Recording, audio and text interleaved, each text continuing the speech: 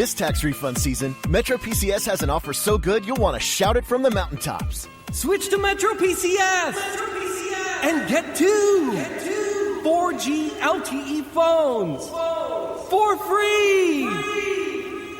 Switch to Metro PCS and get 2 free 4G LTE smartphones from brands like Samsung and LG. Only at Metro PCS. Limited time offer. Sales tax not included in phone price. After instant rebate. Coverage and services not available everywhere. See store for details and terms and conditions. Blog Talk Radio. Live from Fort Bragg's backyard, this is the show that put the 110 Nation on the map. There is only one nation, the 110 Nation, and you're listening to the 110 Nation Sports Show, covering each and every sport across the board. There is no sport too large or too little. It's time to talk the talk. Here we go. Here's the man, the founder, and your host, Mr. CJ Sports.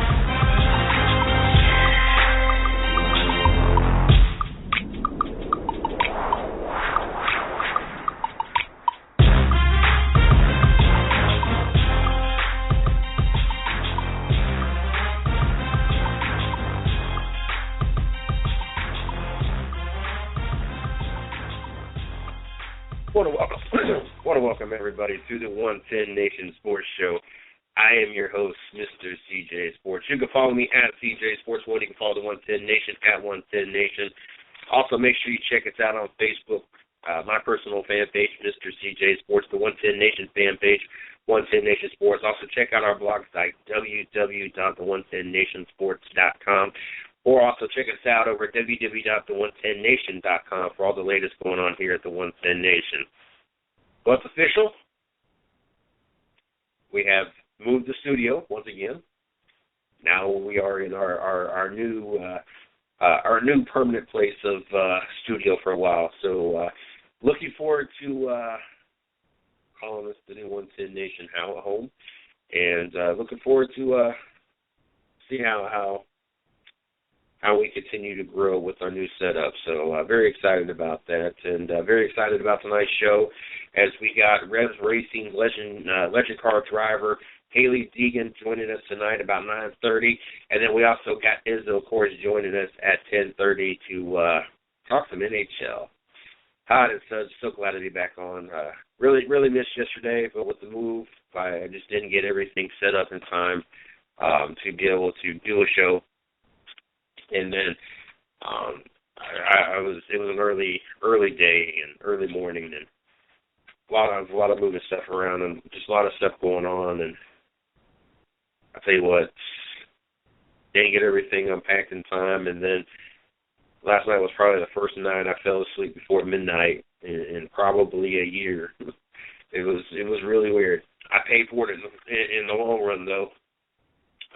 Since I'm used to normally going to bed like 1 to 2-ish in the morning by the time we get done unwinding the show, and by the time, myself and Miss Lee conversate back and forth, or if it's the Dirt Talk hour, by the time I get done having conversations with both the hosts over there, or if it's even Thursday night with Steve Billmeyer, there's always conversations to go on, so you got to take care of that, and then I got to download the show and then put it on the Spreaker platform, which then puts it on the SoundCloud platform. And once it's completed a BTR, it automatically goes over iTunes and Stitcher, and so it's really cool how all this works. Like you kind of do a show on one, and then you just transfer to one other one, and then it goes like 6 or 8 different directions. Then you got to count YouTube, and then it automatically resets puts the freshest show on the 110 blog site.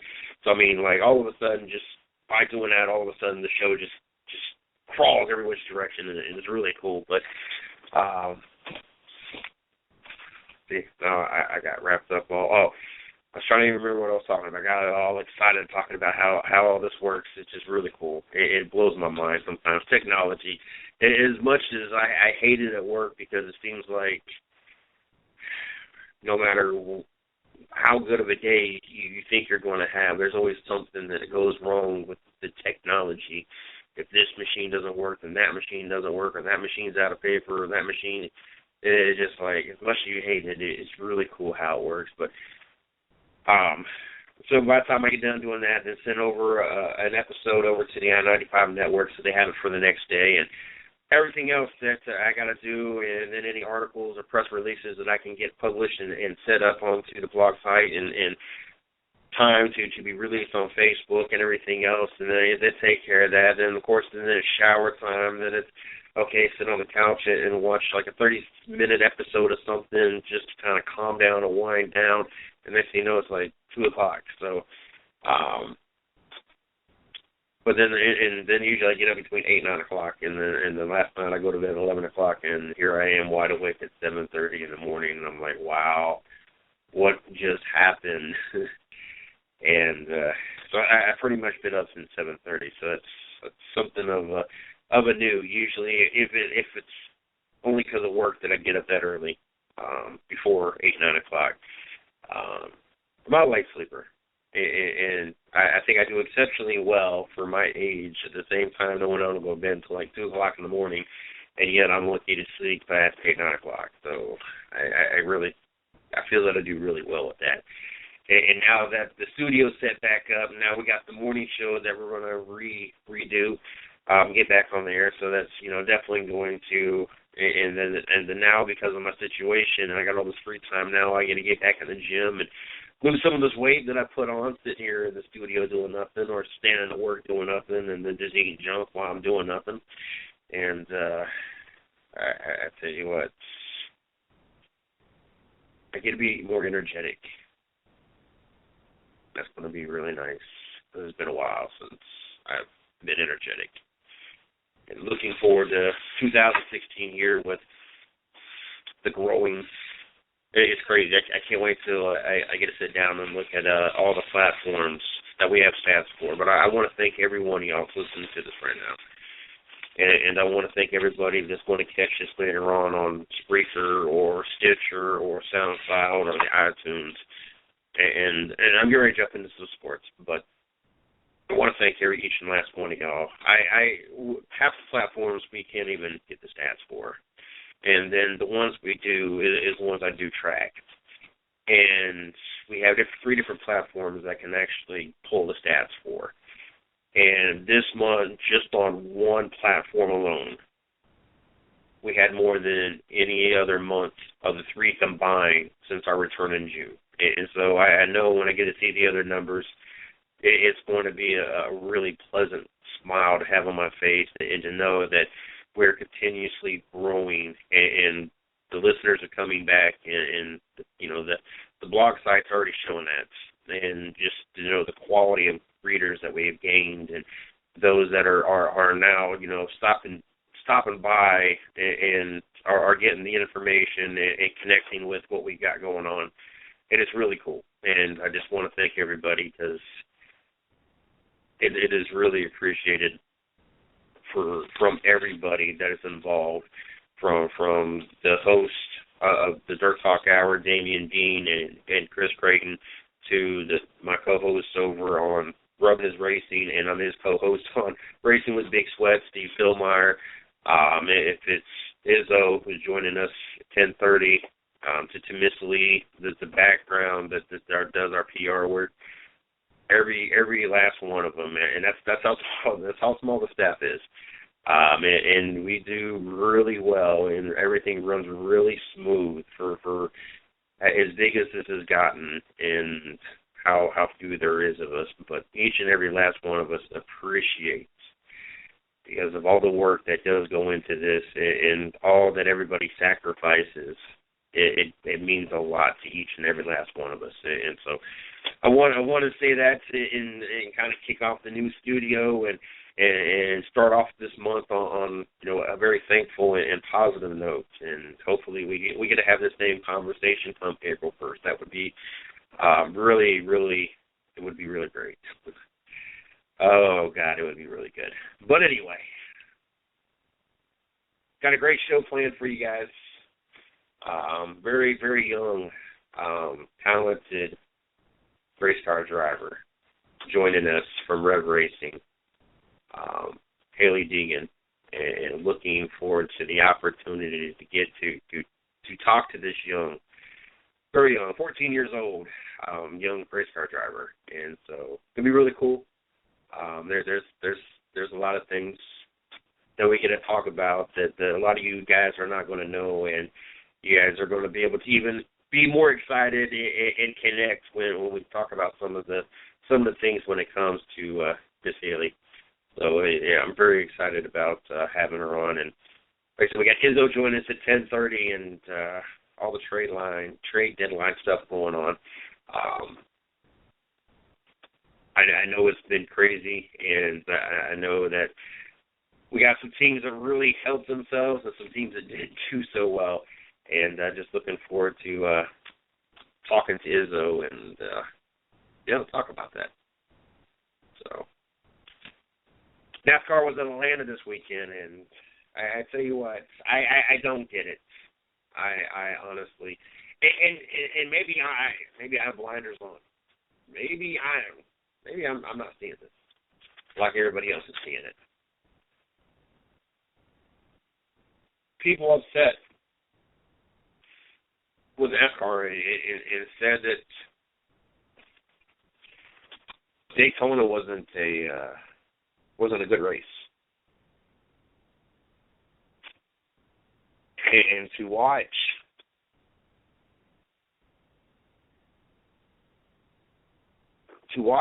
two guys qualify for the front row, and then to watch Matt Kenseth tear up his car and there no longer gets the front row, to go in to watch the Truck Series race end with trucks flipping, to watch the Xfinity Series race go to Chase Elliott and Joey Logano beating and banging the door, then to go into Denny Hamlin and Martin Truex beating and banging to the closest Daytona 500 and Daytona 500 history, to watching Nemechek's son win the truck race, to watching Kyle Busch win in the Xfinity Series race, to watching Jimmy Johnson win the Sprint Cup Series race, and with the new downforce package that really got to showcase really the true talent of the real racers out there. This was old school. This is what the drivers were asking for. This is what we wanted to see. People complained and cried and fussed about the Daytona weekend, which I don't know how you do with everything we got to see. Then attendance is horrible at Atlanta, and NASCAR gave us the exact product we wanted to see. I don't think I've ever seen so many drivers come out of their cars excited, happy, didn't win the race. Dale Jr. was ecstatic with the opportunity of driving these cars with this new downforce.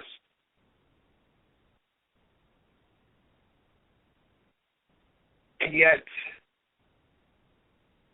the attendance is down. The negativity is spread across social media. I understand that there's things that we don't like in general as the changes.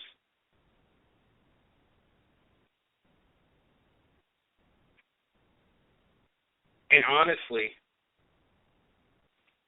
if you took it more how I take it, there's going to be changes to make this sport better. Sometimes NASCAR doesn't get it right on the first time. Sometimes it takes us a few races, a season, to really understand the change and really appreciate the new change. And sometimes it takes a full season because you got to be able to compare it to the way it was. Nobody liked the chase, but then once you had an opportunity to play the chase on out, okay, yes, now we're guaranteed to have at least, 10 drivers, 12 drivers at a time to have a shot in the last 10 races instead of it possibly being down to just a couple of drivers. to we don't like this contender round until we watch them fight it out and see that we're now down to 4 drivers for the possibility in the last race to win the championship versus there just being, how many's left with, the 10 race format or versus, just like the COT. We didn't like that, but it's once, and the COT is kind of a tricky situation because it kind of took the fact that the COT kind of led us into the generation cars and while we are where we are. So you can't necessarily use the COT compared to the old car because the COT was just horrible, but it's what evolved everything into the direction it went. It's just one of those things that it took a while to develop and for us to finally get the big picture.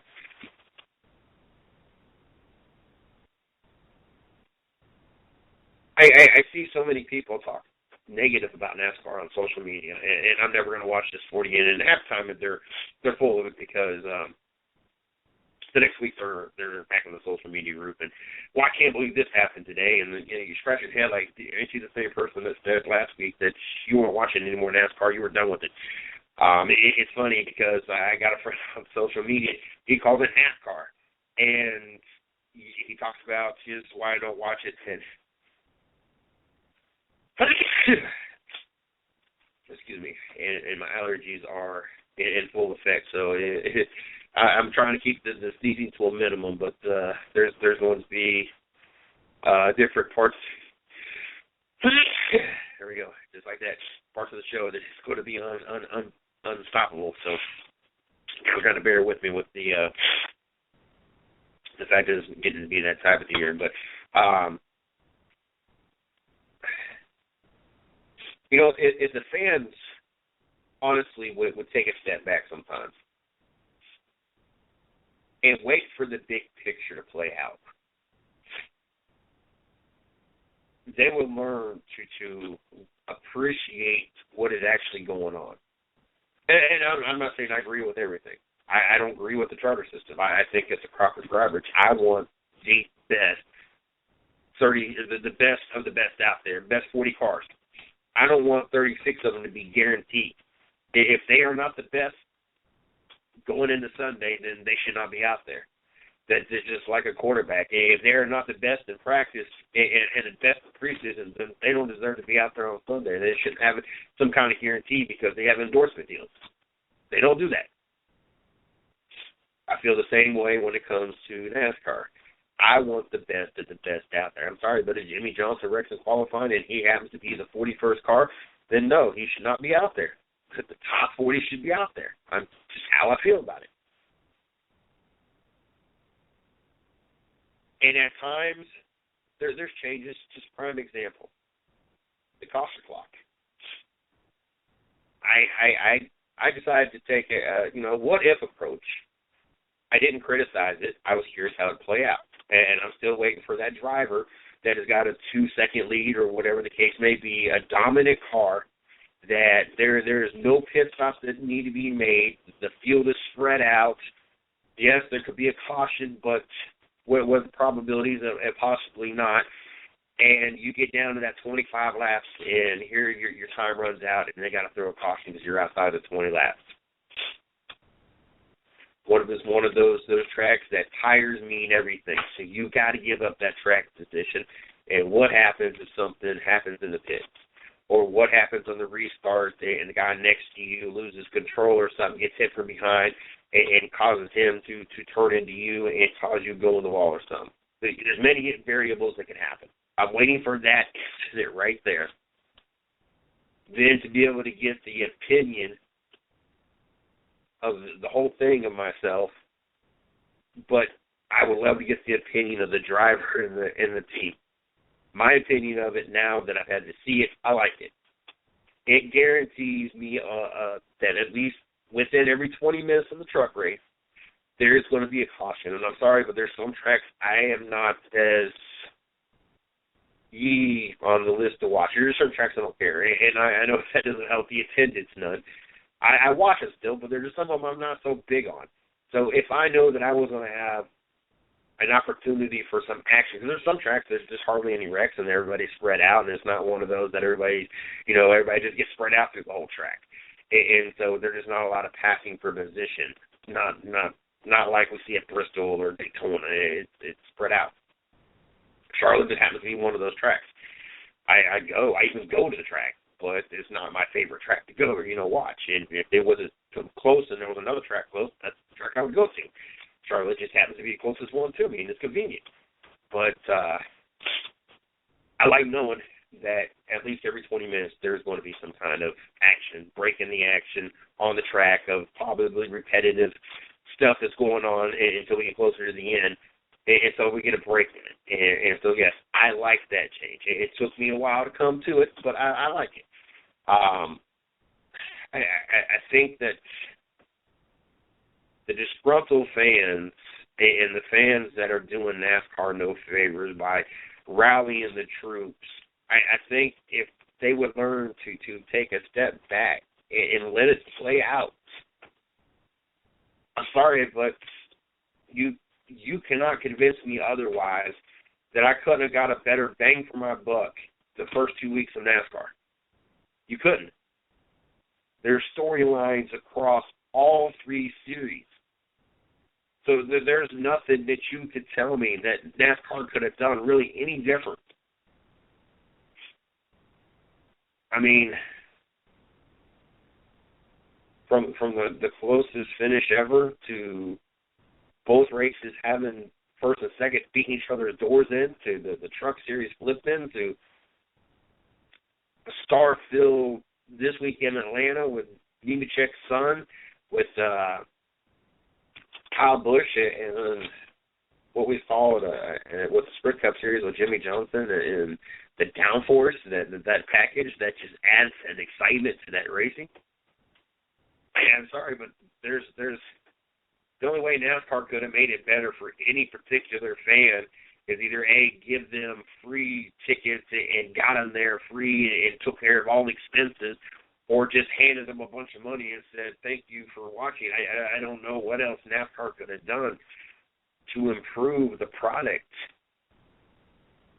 that we got to see the first 2 weeks.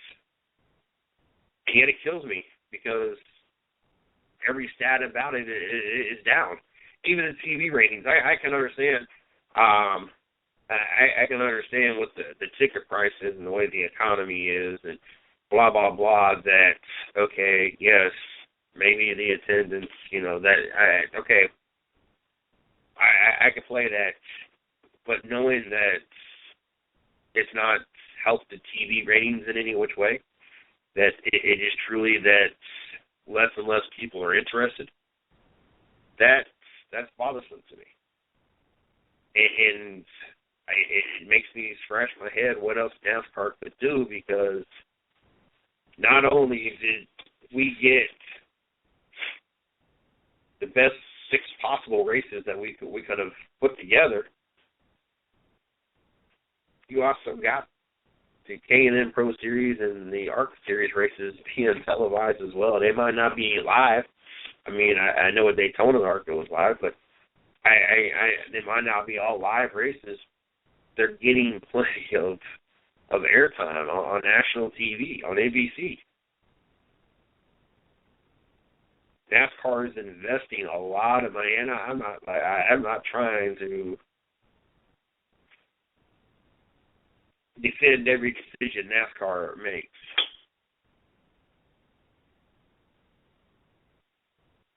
But it doesn't make sense to me. And what the fans are truly expecting NASCAR to do, to please everybody, to keep this sport current and relevant and compared to all the rest of the sports in the world. I know it's different, but you still got to be relevant compared to all the rest of them. If you're never spoken amongst the top sports, then you're never going to be part of amongst the top sports. And so you're always going to have lower numbers and lower ratings. So you've got to be relevant.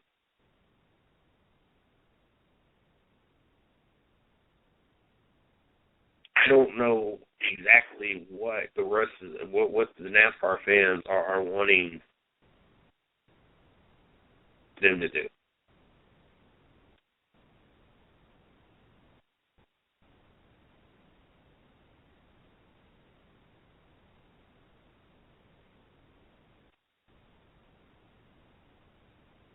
They put on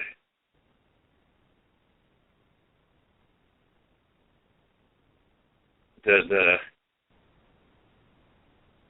most exciting product that they can put on while being as safe as feasibly possible.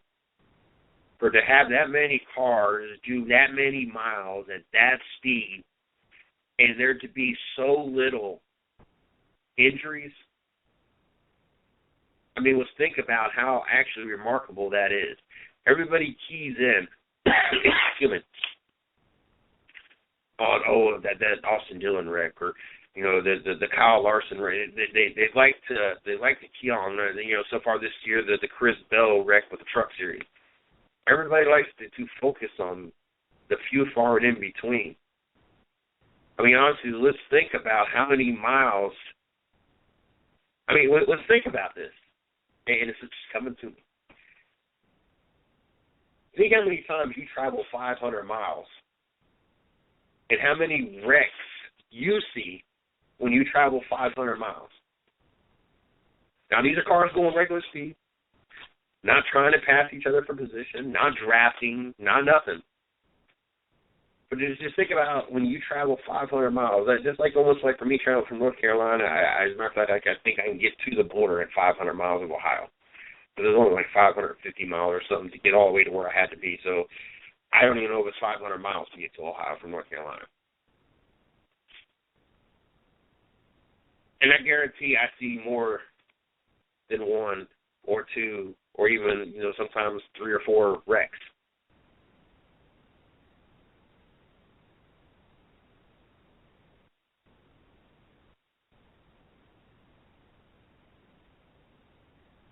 So think about really what they're actually doing, and then the severity, the ones that have been severe, like the Austin Dillon and Kyle Larson, how far, honestly, those are in between. I mean, we can name, I think, a horrific wreck so far away. I don't know if I'd call it horrific. I mean, it was 8.5 flips that Chris Bell went. And then you would have to backtrack all the way to last year's Daytona with Austin Dillon, and I think that's the last really bad wreck I can recall of them having. Then you might have to backtrack the year or 2 years before that, Kyle Larson deal, and I don't know if there was any other in between that. Now you multiply 36 races times all the miles they travel, and you that's pretty remarkable. Well, there's more severe injuries in football in 1 week than you probably have in a whole season. I mean, I forgot the Kyle Busch wreck, so you got to put that, part of the Daytona. I mean, for a sport as exciting as it is, and as much as action that goes on, but to know they put so much safety in it is really remarkable. You think about it, a sport that is probably the safest sport with all that horsepower and all that speed on all that weight in those cars. I said, I don't know what else the fans want or expect NASCAR to do. I'm sorry, but after 2 weeks of, I couldn't ask for more.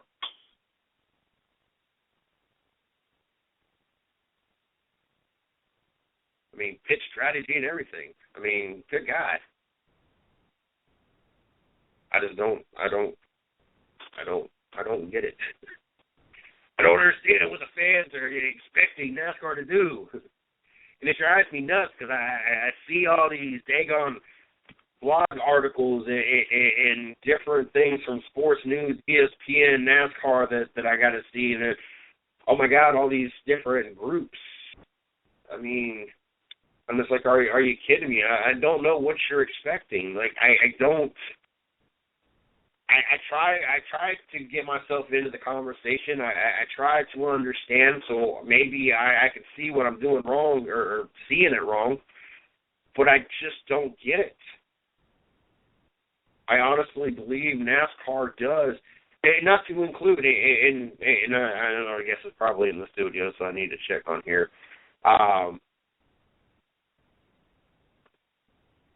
Not only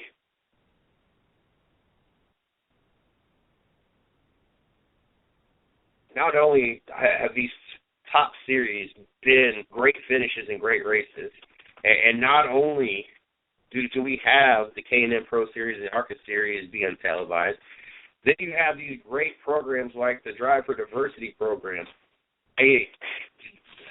We're seeing the most talented group of drivers that I think we've ever seen in all throughout all the series, all at the same time. And I just don't get what the fans are missing here, because the more and more I get to do this, and this is kind of leading me into our first guest here, the more and more I get to have the opportunity to sit here and talk to these drivers. I mean, Hallie's, 14 years old. We had Austin on last week, 13 years old. We had like 6 teenage drivers at Daytona in the Truck Series race. This has got to be the most exciting thing that I guess, because I get opportunity to talk to a lot of drivers a lot of people don't know about, and spreading the word, it makes it even more exciting, because I get the opportunity to see all these drivers, and I see what we're filling up, and I see each of them moving up in the different series, and it's crazy because there's no shortage of drivers. There's no shortage of talent, and NASCAR is all the way up fixing every different series to make it improve. It's not the caution clock in the Truck Series. It's the new downforce package in the Sprint Cup Series. And adding the Chase to the Truck in the Xfinity Series. They are getting everything situated. They are figuring out everything to continue to make the sport even better. And I get to see all this talent as it's coming through and working its way up. I guess maybe that's why I see things in NASCAR a lot different than a lot of other people. That's got to be it, because these first 2 weeks have been nothing short of really great racing, and it's only getting better, and it's only going to continue to get better. And this is where I don't understand how I see so many negative comments and see the attendance shrinking, because this is all getting better and better every single year. And as they continue to tweak it, we might not see the exact results at first, and it might take a while. And then we understand the light bulb finally clicks on what they see up there. There's not been too many changes that, as I've felt, in a deal breaker, or it might have been something I necessarily liked, but not enough to say, you know what, I don't like it, because all the rest of the changes I have liked, and it has made the sport better. So I can deal with one thing that I might not like as well as all the rest of the ideas. Enough to I'm going to continue watching the sport. But I got a young guest, part of that new breed of drivers that is just really come into their own and is really tearing up the waves and is really working their way through the ranks. And we get an opportunity to meet her tonight, and very excited to have her on the show. As she's accomplished a lot and has a lot of background that is very interesting, and looking forward to having an opportunity to once again meet a new driver, and an opportunity to let you guys meet a new driver and get to know them, not only their career, but a little bit about them personally as well. So without any further delay, let's get our first guest on tonight. Hallie, how are you doing tonight? Hi, good. I'm good. How are you? I am doing great. I'm glad to have you on the show. I'm looking forward to introducing you to our fans and then get to know you a little bit better. What I'd like to do before we jump into this, as I do with everybody, I want to give you an opportunity to kind of plug yourself, social media, Facebook, Twitter, Instagram, whatever you would like the fans to be able to follow you and get to keep up with you. Any websites or sponsors you want to throw out there, that way the fans get to know you, and an opportunity to follow you not only in 2016, but as your career keeps going. Yeah, well, my Instagram is Hallie Deegan 538, and then my Facebook is Dirt Princess Deegan, and my Twitter is Dirt Princess HD. Hallie, you're a very young lady, and it always amazes me to have such young drivers. And first question I got for you is, how old was you when you got started? Well, I got my first cart on my 8th birthday. It first started when my dad started racing off-road trucks in the pro light class. And I went to his first race, and I saw these little trophy carts, and it amazed me so much. And so I begged my parents for my birthday to get me one, and they ended up getting me one. It always amazes me because I've had opportunity to help raise 4 children, and one of them is 17 and one of them 9, and the other 2 are still real young. But it just blows my mind because I can never visualize at such a young age them handling what you guys are able to handle, and so it always amazes me. Now you spoke of your father. I don't want to make this about your father, but kind of let the listeners out there know who your father is, and that kind of leads me into my next question. Yeah, well, my dad is Brian Deegan. He's an X-Game gold medalist and Pro 2 Pro Light champion in truck racing. Now, with that being said, and I didn't want to go deep into that. I wanted this to be about you tonight. But with that being said, that kind of leads me into, does that put a lot of pressure on you, knowing, kind of what the name carries and how the fans kind of view that name, and because of your dad, does that put more pressure on you, or does that even bother you at all? It doesn't really bother me at all. I just do my best and work as hard as I can. I grew up around all of it, so it kind of not really fazed me. Cool. I wish some people out there just kind of they kind of feel they have this expectation to live up to. So that's really cool, and I know that that it's got to be something you're proud of, and that's something that you take pride in. So not to let it phase you and kind of put pressure on you. That's really cool to know. How's it been like with school? Are you home taught, or do you go to private school or public school? I went to private school, but and 2 years ago I transferred to doing homeschooling because of the racing schedule got really busy and missing a lot of school. So now I'm homeschooling, and I've had straight A's all my life. I'm in 9th grade right now. Is it hard with all the racing to keep up with it? I tend to balance school and racing out really well. I get my schoolwork done always before I go to the races. I never leave it behind or slack on it. Now, how hard has it been to not go to all the parties and be able to hang out with everybody and stay focused on your career? Is it hard for you, or is it something that you're able to see the big picture and know what you want to do, and you're getting an opportunity to work at it? Well, most of my friends are at the racetrack anyway, but I usually see the big picture of the success that's going to come down the road of me racing and being focused on racing. Now, what all have you gotten the opportunity to drive so far? Well, I've had the opportunity in racing the off-road trucks, which I've raced since I was 8. I won the championship in the modified cart in the class lower when I was 13, the Junior 2 class.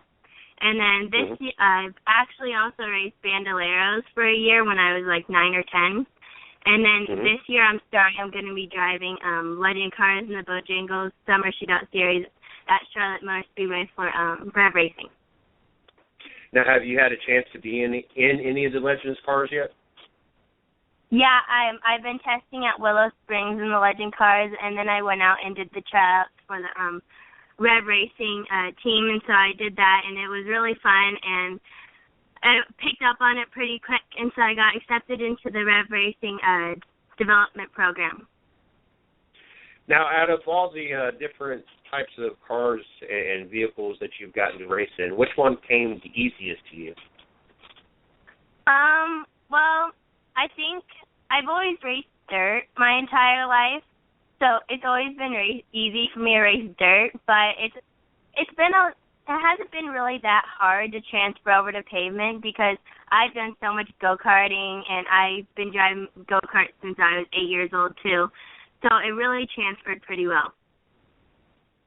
Now, I see you won at the Glen Helen Raceway. How big a win was that for you in that series? Has that been like your highest point so far? No, I've won a couple championships and stuff, so it's kind of just, that was a little bit of the smaller series, and then coming up in 3 weeks, we'll go up to, like, the Pro Series, which I hope I'm going to win that race, too. So do you have a lot of trophies?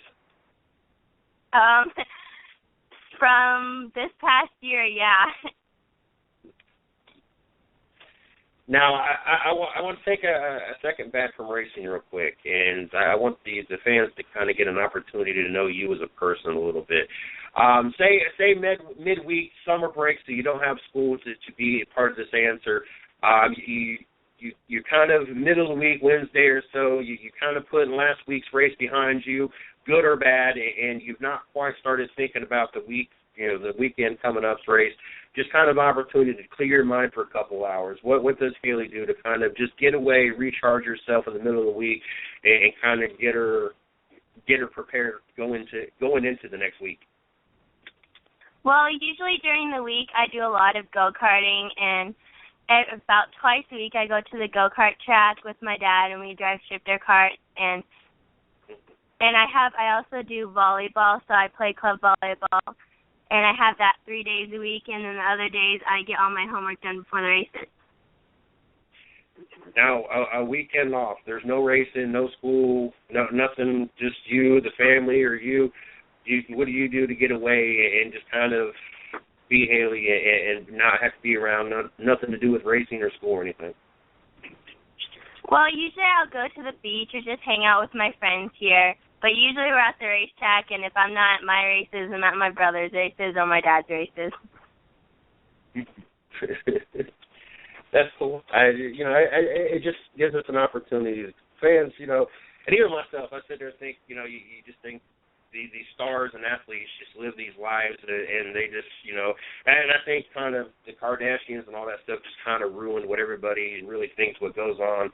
And I like the fans to have a kind of know that each of these drivers, each of you guys, kind of personally, and just have a reason, because you know how fans are. They look for a personal reason to like a driver, and so it's really cool to be able to do that. Being over Rev Racing, what's that like? How's that been for you? Well, since I just got accepted into it at the beginning of February. We're going to be racing the Summer Shootout Series. That's going to be really my first races under Rev Racing, but I also just bought, they're building it right now, my first legend car, and I'm going to be practicing and doing races here in California and, like, Nevada and Arizona. So you're not coming East Coast, you'll be running out in the West Coast? Well, yes, I'll also be coming to the East Coast for racing because we're building a house up in North Carolina right now because of my racing's transferring over there, and my brother's racing is good over there, and my dad's racing. So we're building a house there, and I'm going to be racing a couple different series there too, and a couple different races. So I'm hearing this right. Your whole family's moving this way? Well, we're not moving. It's more just like another house that we're going to be at half the time when all the races are over there. Got you. That's cool, though. That was kind of where I was getting at, though, because a lot of the drivers that I've been able to talk to is kind of them moving by themselves and coming, doing all the traveling. But to know that your whole family's coming, I know that had to make the decision a lot easier and make it a lot easier on you not having to be away from everybody for periods of time. Yeah, it does help a lot, and it's a lot of fun having it all be family-oriented, and we're all going to the track together and supporting each other.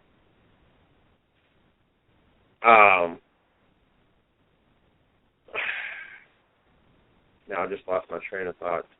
I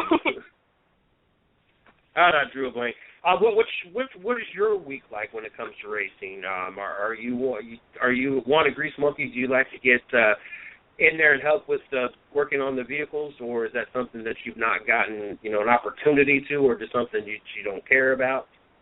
Well, I'm not going to say care about, but just ain't been something you really wanted to get involved with? Well, yeah, I've been starting to more work on my cars now, and actually in my schooling, I'm taking a mechanics class this year for to figure out everything about motors in my car so I can start working on them myself. Does it make you feel more involved as a driver, be able to do that stuff, or do you have a point of view on it? Yeah, well, being able to know what's going on with your car, and if something breaks, you know what broke and how you can fix it. It really helps in becoming a better driver.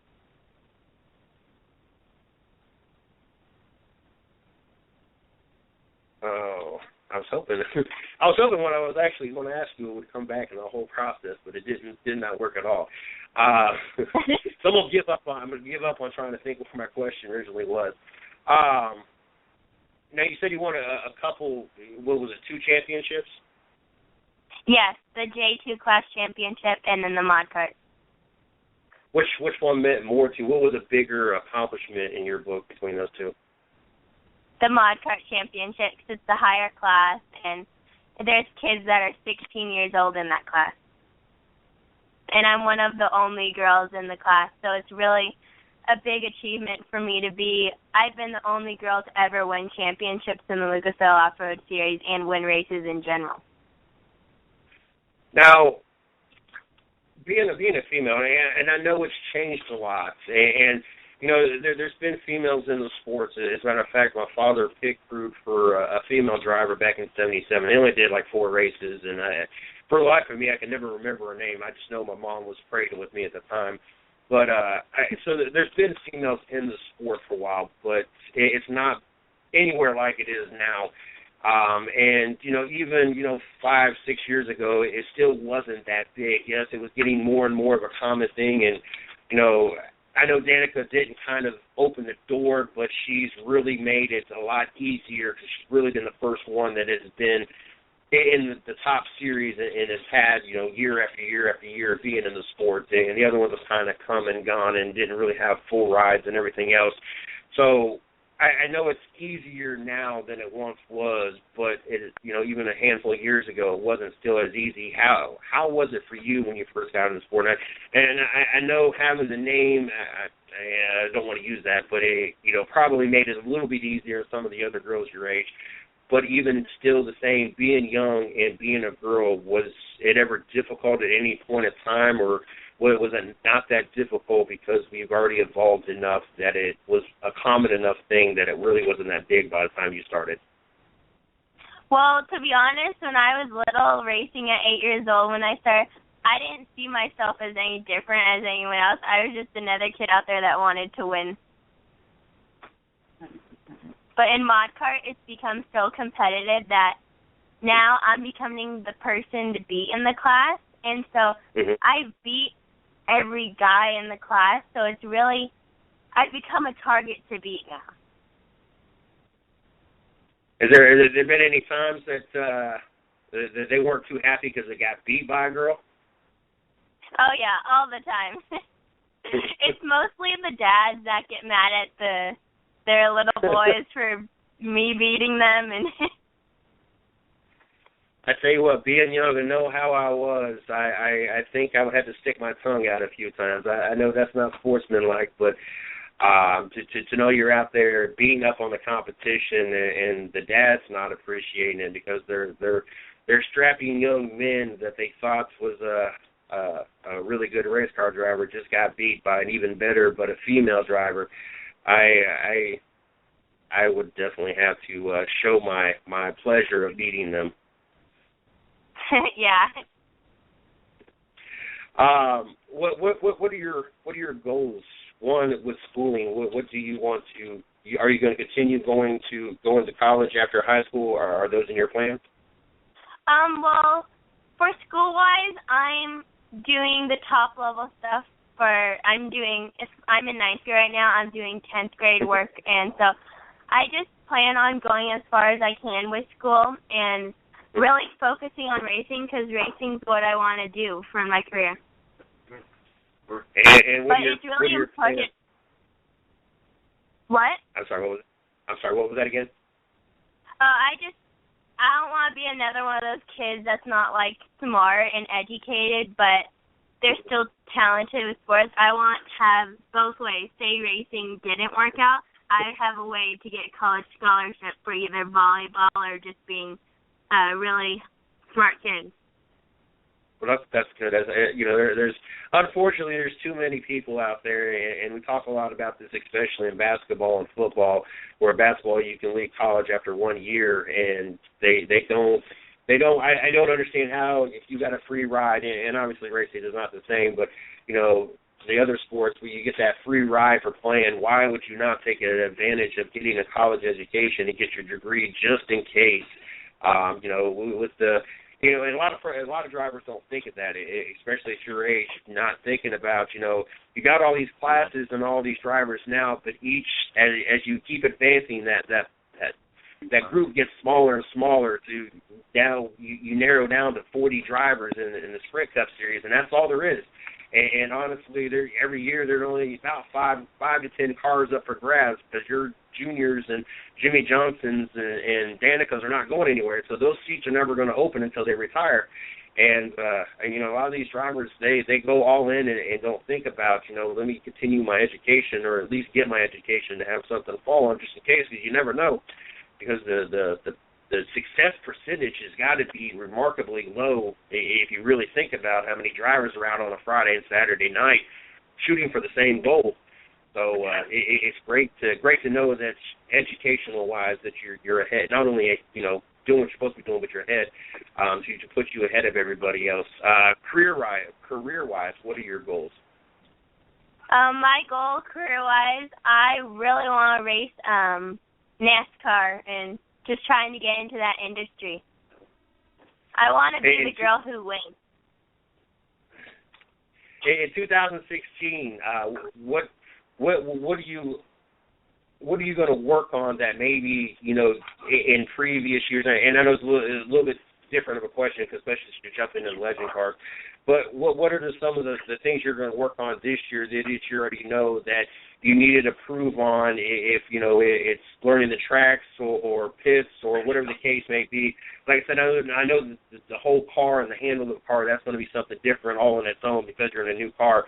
But maybe some of the other things that, if it be physical endurance, if it be, preparing for, tracks, whatever the case may be, what are some of the things you're going to be working on 2016 to help you continue your success?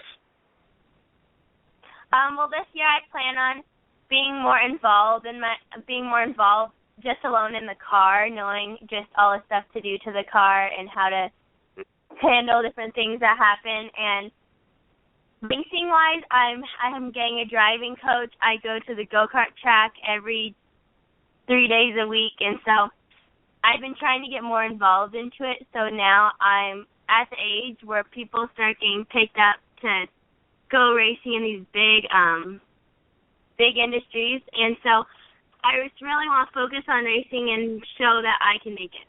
And so I'm going to be racing with the legend cars. I'm trying to get into rally cars right now while I ride it too. Now, 538. Where does 538 come from? Well, I've always been 38. 38 is just kind of like the number in our family. And in the mod kart class, it's like all the numbers are in the 500s, so I just did 538 because that's kind of our number, and it just kind of sticks with us. And it's because my dad's 38. Dirt Princess, does that come from your dad as well, or did you pick that up from racing? That was my mom. No, I'm just kidding. Well, it was something when I was like 7, 8 years old. My parents kind of just came up with, and it kind of just stuck. When's your first race? Kind of just changed it. Well, now I kind of have to change it for pavement, though. So. Has that been a big adjustment for you from going from dirt to pavement? It's not as big as people think because I've been go-karting since I was 8 years old, so I've always kind of had the skills of pavement racing. So it's not really that hard and challenging of a jump because I have good feel for cars. I pick on racing techniques really quick too. Which one do you prefer?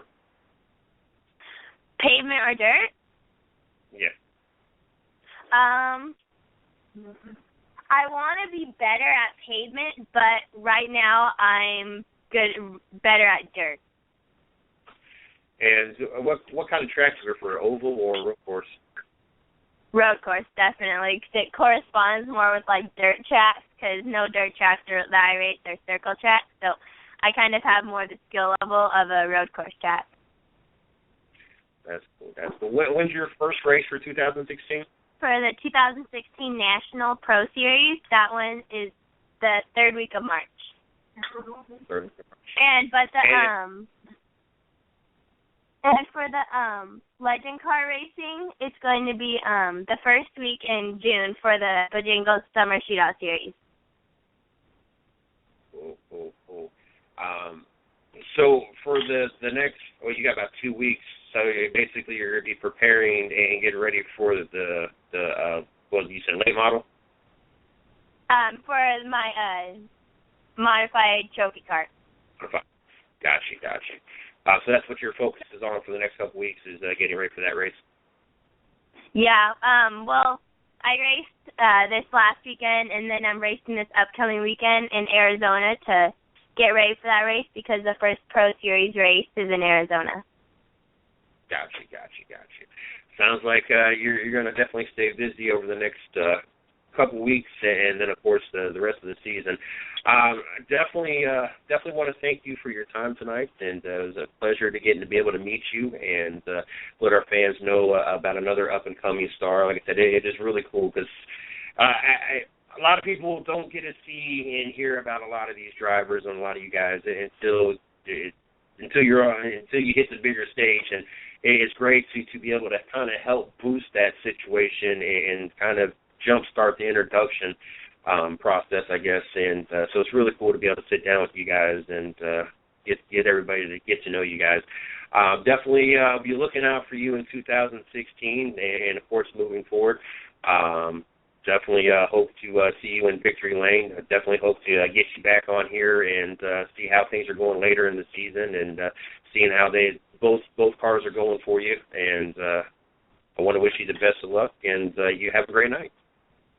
Yeah, definitely. Thanks for having me. Yes, ma'am. That was Hallie Deegan, legend car driver, Rev Racing. It is, like I said, it is great to be able to get to talk to these drivers. And I guess, honestly, and I didn't even think about that until I was talking about it. I guess that's why I get to be a little bit more excited about it. And then I guess the typical fan, because like I said, not only I'm more optimistic and I kind of give the change a chance to see how it's going to affect the sport before I'm judgmental about it. I also get to see all this up-and-coming talent that we have come through here. All the drivers we've had on from Rev Racing and all the drivers from Mason Mitchell Motorsports and so forth and so forth. And I can't even tell you all the teams necessarily that everybody tries for. And I know I should, but there's been so many drivers. And, when I get to the agenda, it's the driver and the time, then it's from there. I do my research, and, sometimes I catch it, sometimes I don't. And but I get an opportunity to see all this and get to talk to it. And, it's exciting to know that, I was sitting there talking and possibly sitting there talking to the next Danica Patrick. As, she is motivated. She's obviously got the talent. And she knows what she wants to accomplish, and she wants to do something that Danica's not been able to do to this point. And, to know that I sat here and got to talk to her, and I can't believe that I went brain dead like twice and could not think about whatever question it was, and honestly thought when I kind of detoured for a second, I didn't want to get too deep, because then I would never come back to where I originally wanted to go, and that didn't work, and I just couldn't. It just never came to me. I can't believe that it didn't. Usually, eventually comes back to me. But just to know that I I get to see this now and not have to wait until, she gets through the K&N Pro Series or the ARCA Series or the Truck Series. And before, I've already had this opportunity to talk to her and get to meet her. Now I get to focus now and follow her now and get to pursue her career now, just like I do with everybody else we have on the show.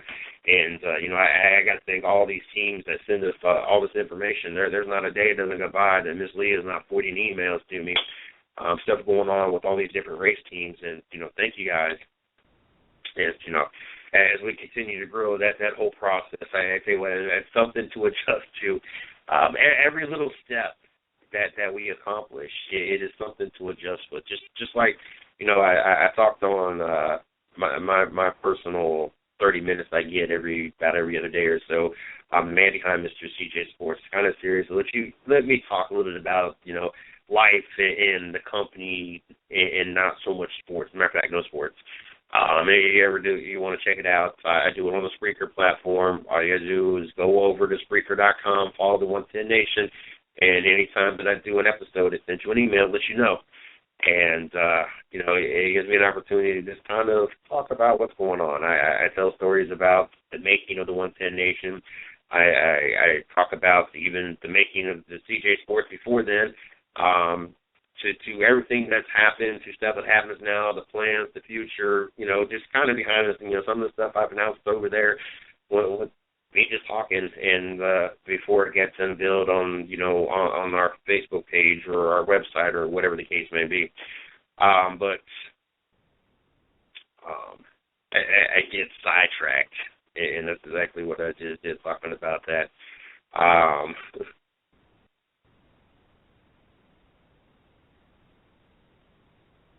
Yep, didn't come back. Thought it would. He beat around the bush again, and just did not come back. But anyway, I know let's see, it just came back. Every little step,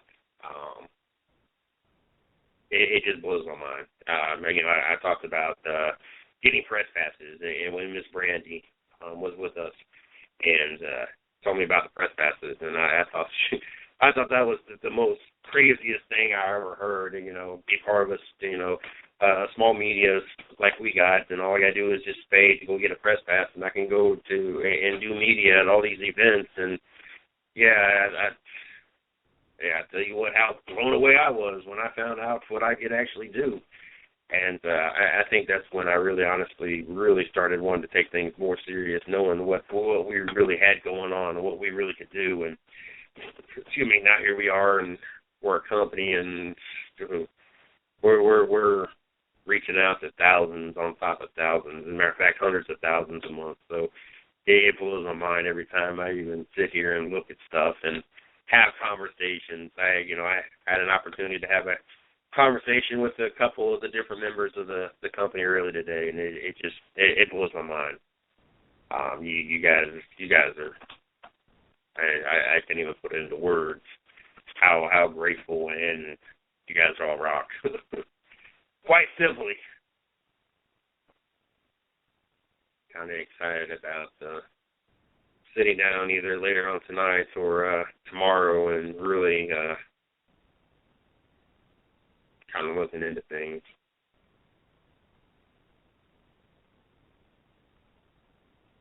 Oh, we got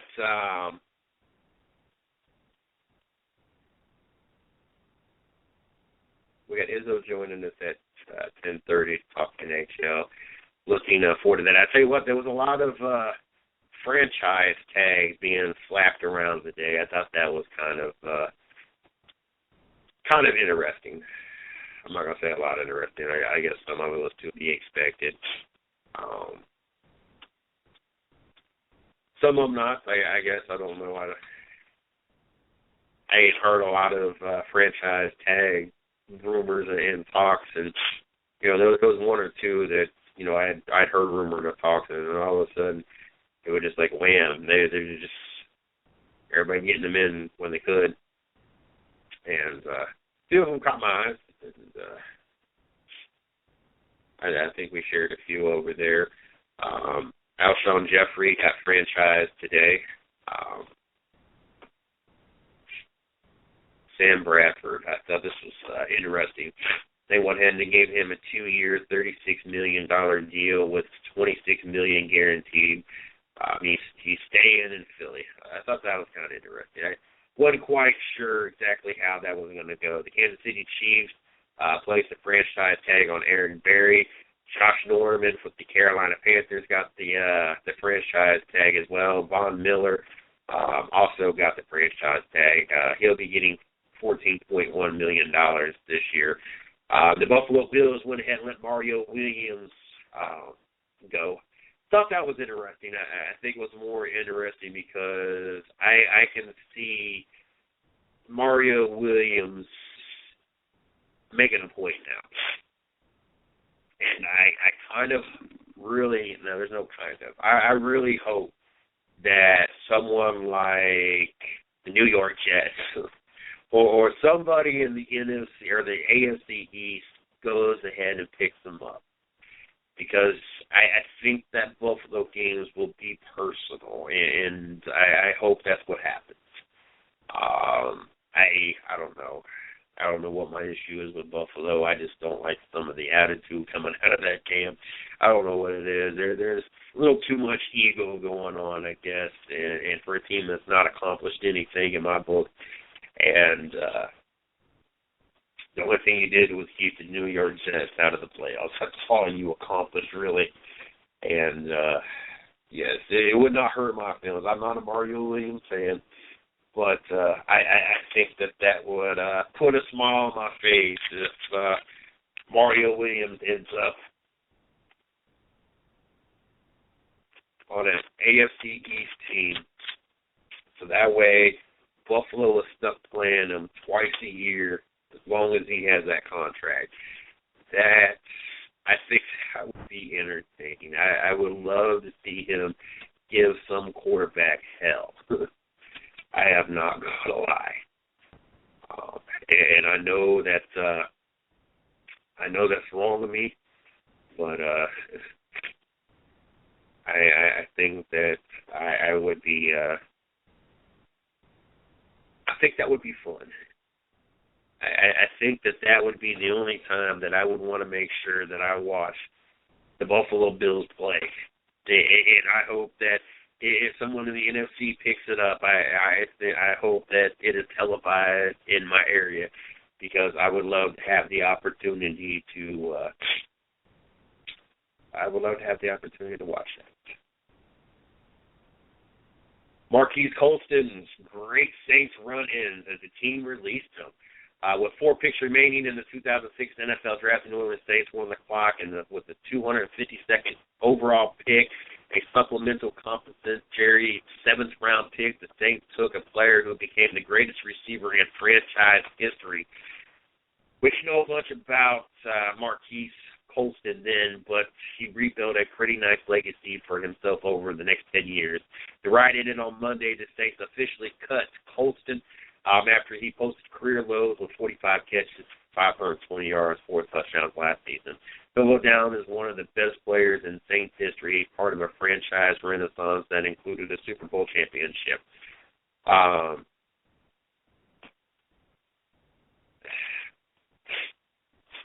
It kind of makes you wonder when the Drew Brees run is going to end, because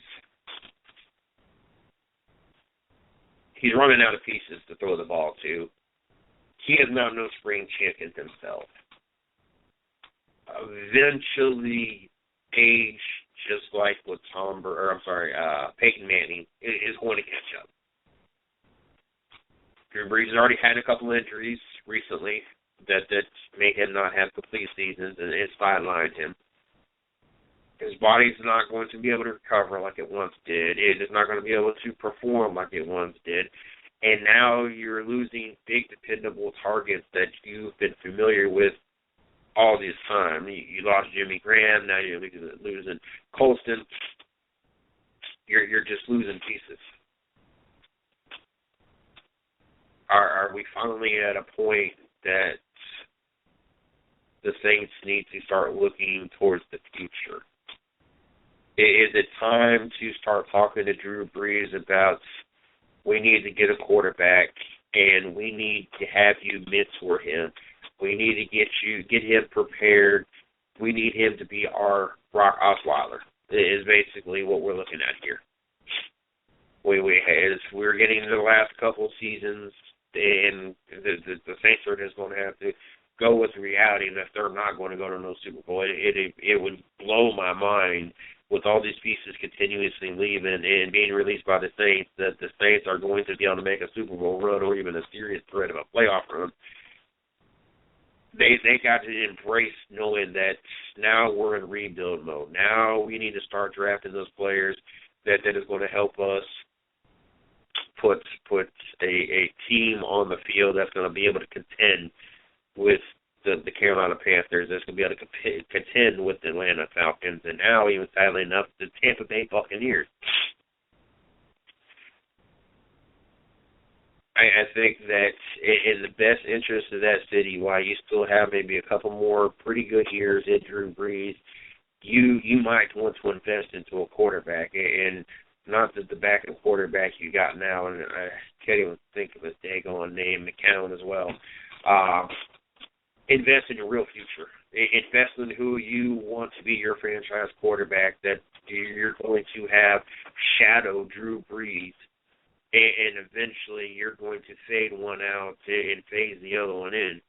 And you're going to have the team all in. And this is rebuilding that, we continue to play for our positions, and we continue to put pieces in and don't give up. They keep playing so we can integrate all these pieces and become another championship contending team. But let's face the facts, though, that this is rebuilding, and we're not going to win anything for the next few years. Washington wisely places non-exclusive tag on Kirk Cousins. Via reports, Grant Paulson, Washington is placing a franchise tag and not the transition tag on quarterback Kirk Cousins in advance of Tuesday's 4 p.m. Eastern Standard deadline. It will be non-exclusive tag. And Grant Paulson tweets out, the franchise tag the Redskins are using on Kirk Cousins will be non-exclusive franchise tag. There was a report on Monday that it was most likely Washington would place the transition tag on Cousins, who started all 16 games for the NFC East winning club last season. But while the transition tag would save money against the cap, it was a risky move, as explained here. The non-exclusive tag carries risk with it too, though not as much. Cousins can still negotiate with the other teams, and he could under the transition. But the rule, if he signs with another team, he must give Washington 2 first-round draft picks. Oh, it must give 2 first-round draft picks. Had Washington used the exclusive tag, Cousins could not have been allowed to negotiate with other clubs.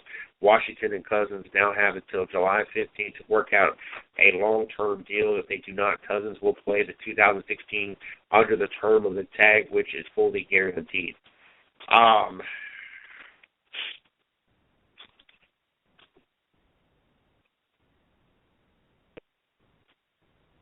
Like them, hate them, or love them, it really doesn't matter. Washington Redskin fans, your best hope, or your best opportunity right now is to keep Kirk Cousins, regardless of what your opinion of him is. Even though the second half of the season he was like the best quarterback in the NFL, and after that one bad game, really bad game,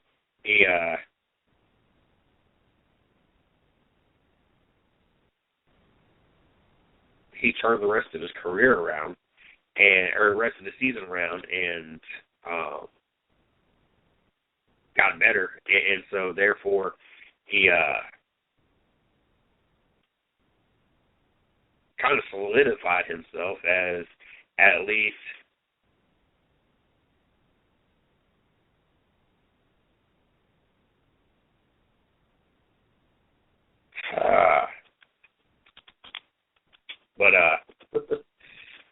yes.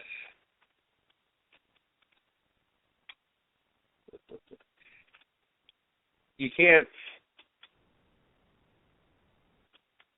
and I can't talk to two people at once, or talk and hold a conversation, to do what I'm doing, so that's obviously even out of the question. But hell, I couldn't even read that without getting sidetracked. I couldn't imagine holding an actual conversation with anybody and not get sidetracked right now. I don't know, I just kind of out there.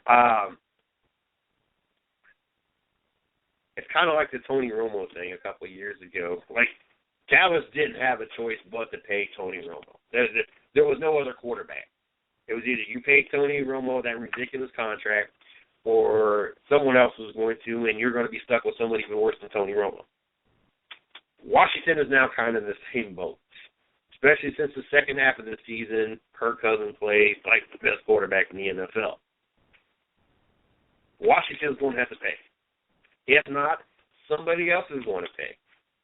Stats of the second half of the season and overall the season period says that he's worth what, according to what the other quarterbacks got, he is worth the money. And so somebody's going to pay him. So now Washington has a decision to make. Either you go ahead and pay him long-term, give him the contract, make him your franchise quarterback, or now you got to go find someone else. And there's not too many quarterbacks to pick from. Not like the NFL is just loaded with quarterbacks. It's just not. We could probably name about 5 teams right now that doesn't have an actual legitimate quarterback. My Cleveland Browns, I'll go ahead and raise my hand right now. They do not have a legitimate quarterback, not a legitimate starting quarterback. The only thing they have is a bunch of second and third-string quarterbacks on their roster. That's all they have. There's not 32 quarterbacks to go around. There just isn't. I'm sorry. If your team is one of those teams that has not got a true starting quarterback, we're really starting to question Ryan Tannehill, Marcus Mariota, and James Winston. That's still debatable for me. Teddy Bridgewater, that's still debatable to me. I don't care. A couple of good games does not make you a legitimate starting quarterback. We can EJ Manning. I don't know why Buffalo even keeps him on the roster. That is not a first-string quarterback. That is a second-string quarterback at best. Kirk Cousins, I'm sorry, but I feel that Kirk Cousins is a starting quarterback. The stats say that Kirk Cousins is a starting quarterback. He might have had a rough beginning of the season, but stats say that Kirk Cousins is a starting quarterback for the NFL. I never understood why he was sitting behind RG3.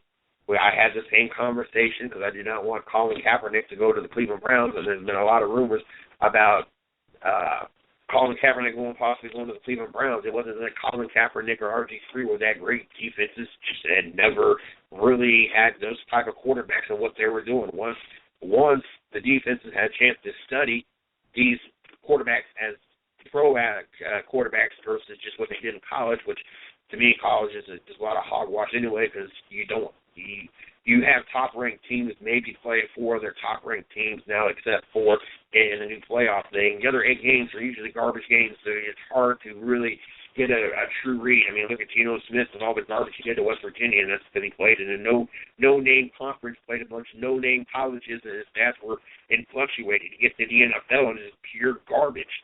So, Kirk Cousins didn't really get an opportunity the defenses didn't really get an opportunity to know whether they were getting out of Colin Kaepernick or RG3, but after every single year they had an opportunity to adjust and learn how to defend. They've gotten worse every single year. But Kirk Cousins, in his first complete season, I mean, he completed just short of 70% of his passes. And like I said, the second half of the season he was lights out. First half is what brought it down. But he just short of 69.8, over 4,000 yards, 29 touchdowns, 11 interceptions. Yes, but a lot of those interceptions were earlier in the year. There was a couple games that he threw for multiple interceptions. A quarterback rating of 101.6. You really couldn't have asked for a better, first of all, second half of the season. But as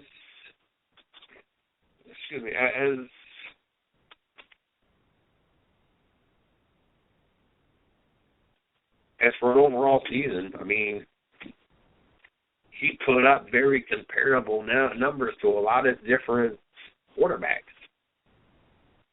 And so Washington, you're kind of in a spot now.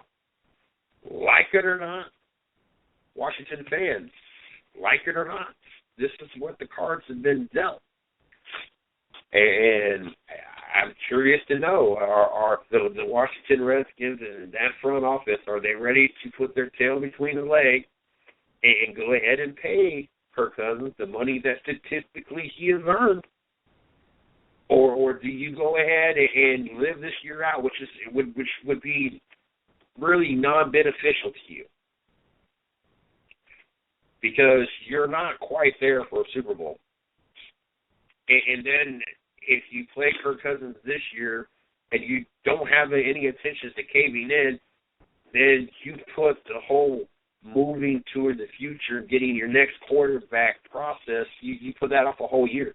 So now you put yourself behind a year. Now that you're starting to build in this direction, you're kind of putting your quarterback, the whole position on hold, and that's not going to help you none. Either you go ahead and make this a done deal and put your tail between your legs, and for better or worse, you make a good contract offer and you go all in on it, or you cut your ties and not even bother with it. And I guarantee you that there's a team out there that will, and I'll be 100% honest with you. It would not hurt my feelings if they do not work out a deal that Cleveland says, you know what, we'll give a chance. We'll give you. I would not have a problem with that quarterback opportunity. I like Kirk Cousins when he played for Michigan State, and there's not too many quarterbacks, especially in the Big Ten, since I'm a Buckeye, that I like. I like Kirk Cousins at Michigan State, so I have no problem if the Cleveland Browns said, you know what, you don't want him, we'll go ahead and slap some money on him, on a check for him. We'll take him. We don't have a problem with it. It'd be a much better upgrade than almost every quarterback we've drafted since we've been back.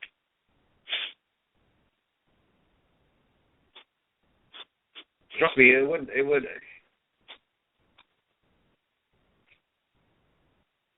It's the market, though.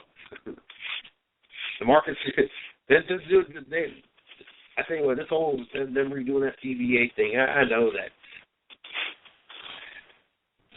I know that rookies were not worth the money, and don't get this wrong, because the contract, like Sam Bradford got his first contract, that was beyond ridiculous. Nobody, day one, going into the NFL should ever have received contracts like they were receiving and the guaranteed money that they were receiving. I 100%. But I think it is so entertaining to know that while they were looking noble in the front end and looking out for the owners, because no rookie should be getting that money, that they in return screw the owners on the back end, making them spend so much of that money and leaving all that money for them to get paid. We ain't never heard about these ridiculous contracts of $20 million a year that Aaron Rodgers and your Drew Brees and everybody started getting. Never would you imagine that kind of money. Quarterbacks, because there have been better quality quarterbacks in the day that never made anything close to what the quarterbacks are now making. Where I agree full-heartedly that the rookies were beyond, those contracts were beyond ridiculous. I also believe at the back end of it,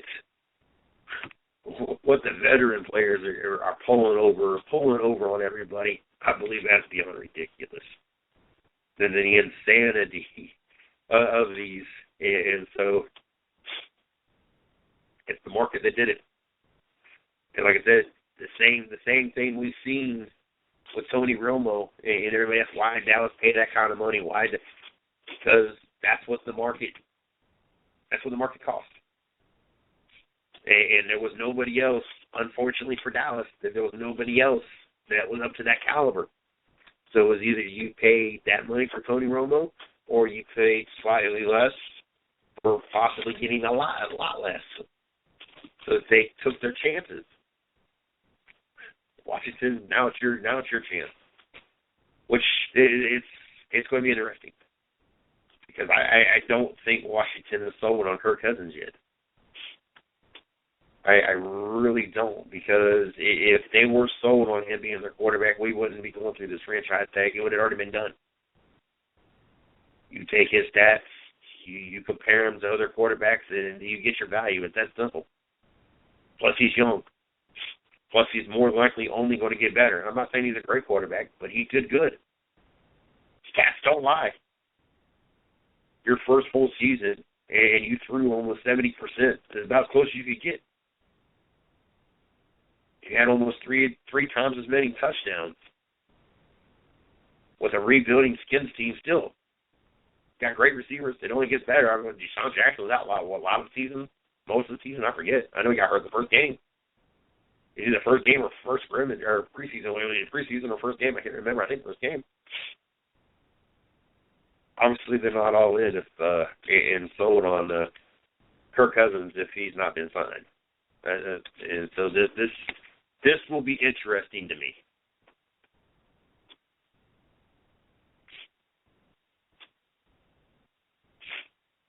So no sense of wasting your time. If you ain't planning on keeping him, you might as well trade him off. If you don't plan on keeping him, you might as well either cut your ways, trade him, do something. You need to move on to and draft your quarterback this draft. Wouldn't that be something though?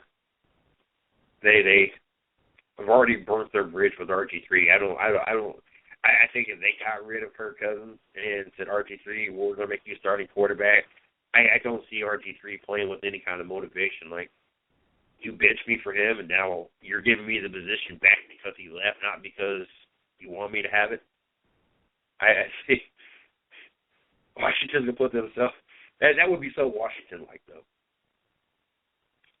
You get rid of the quarterback that actually performed because you don't want to give him that kind of contract or that kind of money, and you keep the quarterback you bench that has got ill feelings, that his whole family's been talking garbage about your whole organization, and yet you still have him on your roster, and then now you're about to make him a starter because you decide you want to pay the other guy the money, and you can't get nobody to take.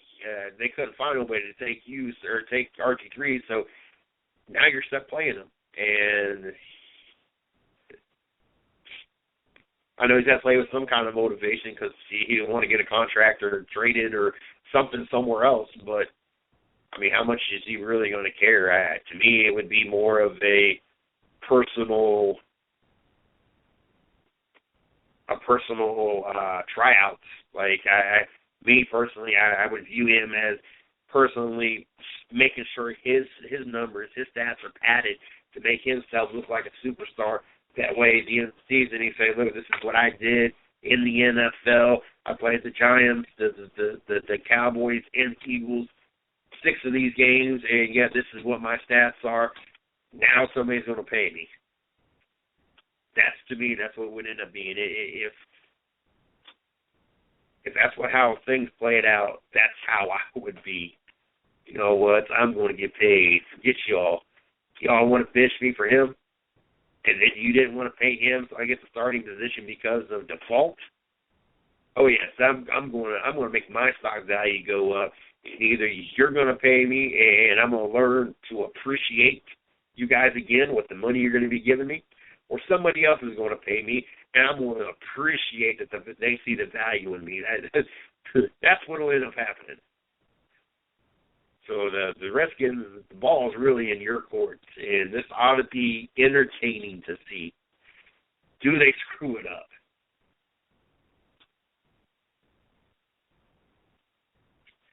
Oh, well, we got Izzo joining us. I think you're ready to plug him in. I know he's in the studio. I've seen him. Pull this up real quick before we jump into this. There we go. So I had this in front of me. So I make sure that I didn't miss nothing tonight. But anyway, without any further delay, let's go ahead and get Izzo into the studio and get him on the show tonight. How are you doing tonight, Izzo? I'm doing pretty good, Jay. It's been a pretty exciting last couple days in the trade deadline fiasco, but got to watch some good hockey, got to see a pretty good outdoor game this past weekend, so all is well in the in the land of hockey for Izzo. There we go. That's what I'm talking about. Before we jump into this, though, let's give them an opportunity to be able to talk to you throughout the week. I'm on Twitter, and be able to talk some hockey. Where can they find you on Twitter? You can find me at 110 Puckhead. We're getting into the dog days of the NHL season now, so hit me up on there. Let's talk some playoff pushes. Who do you like? Who do you see falling out? So follow me at 110 Puckhead there on Twitter, and let's talk some puck.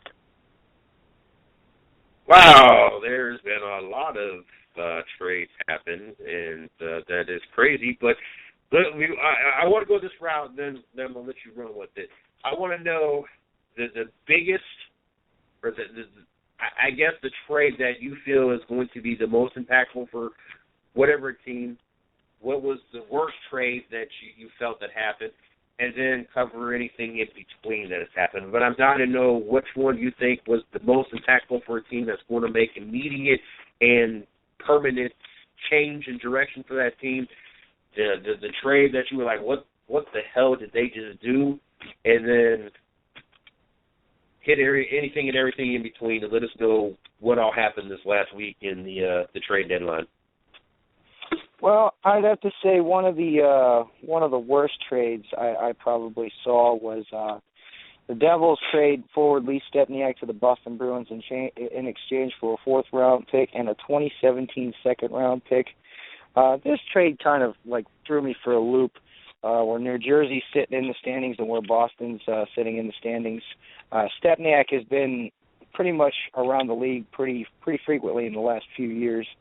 Was out west there for a little bit, came into Pittsburgh, left Pittsburgh, found his way back in the east. So he is having a career year and points and everything like that coming up on a contract, but I really don't see Boston really putting out a lot of money for a guy like Lee Stepniak, who's a second or a third line guy, especially with Louis Eriksson still on their roster, on Boston's roster right now, who was a name that was supposed to be one of the names that got moved and could have got some pretty good value for him, a first round pick or a first and second round pick. So this trade was kind of just baffling to me. I don't really see a lot of value in Stepniak. Doesn't really bolster their lineup so much. I don't think he's going to be playing with Marchand or anybody like that on the top lines with Boston. But moving up, this was a pretty cool trade that I stumbled over. The New York Kings have traded for their coach's son, which was kind of cool to see. You don't really see this kind of action going on, but Brent Sutter was actually acquired by the LA Kings in exchange for some picks like that. This was kind of a funny trade to watch happen and go down, which is kind of cool because you don't really see father-son duos really in any kind of really professional sport. I think we saw the one basketball coach had his son. I can't remember his name. I'm not a big basketball guy, so this is going to be. I feel this is going to be kind of cool for the Sutter family and everything like that. But yeah, Doc Rivers and his kid. Yep. I'm sorry, that was that's what that was. But yeah, it's going to be pretty cool to see father and son playing for the LA Kings and everything like that. So that was a pretty cool trade to see. A couple other good ones we all saw, especially in this area. Carolina Hurricanes traded their captain Eric Staal to the New York Rangers for a couple prospects in a draft pick and everything like that. So Carolina has really been one of the active ones, in the trade deadline this past week. It's kind of cool to see that they did make a trade for Eric Staal, who by all means is coming up on a contract year, can really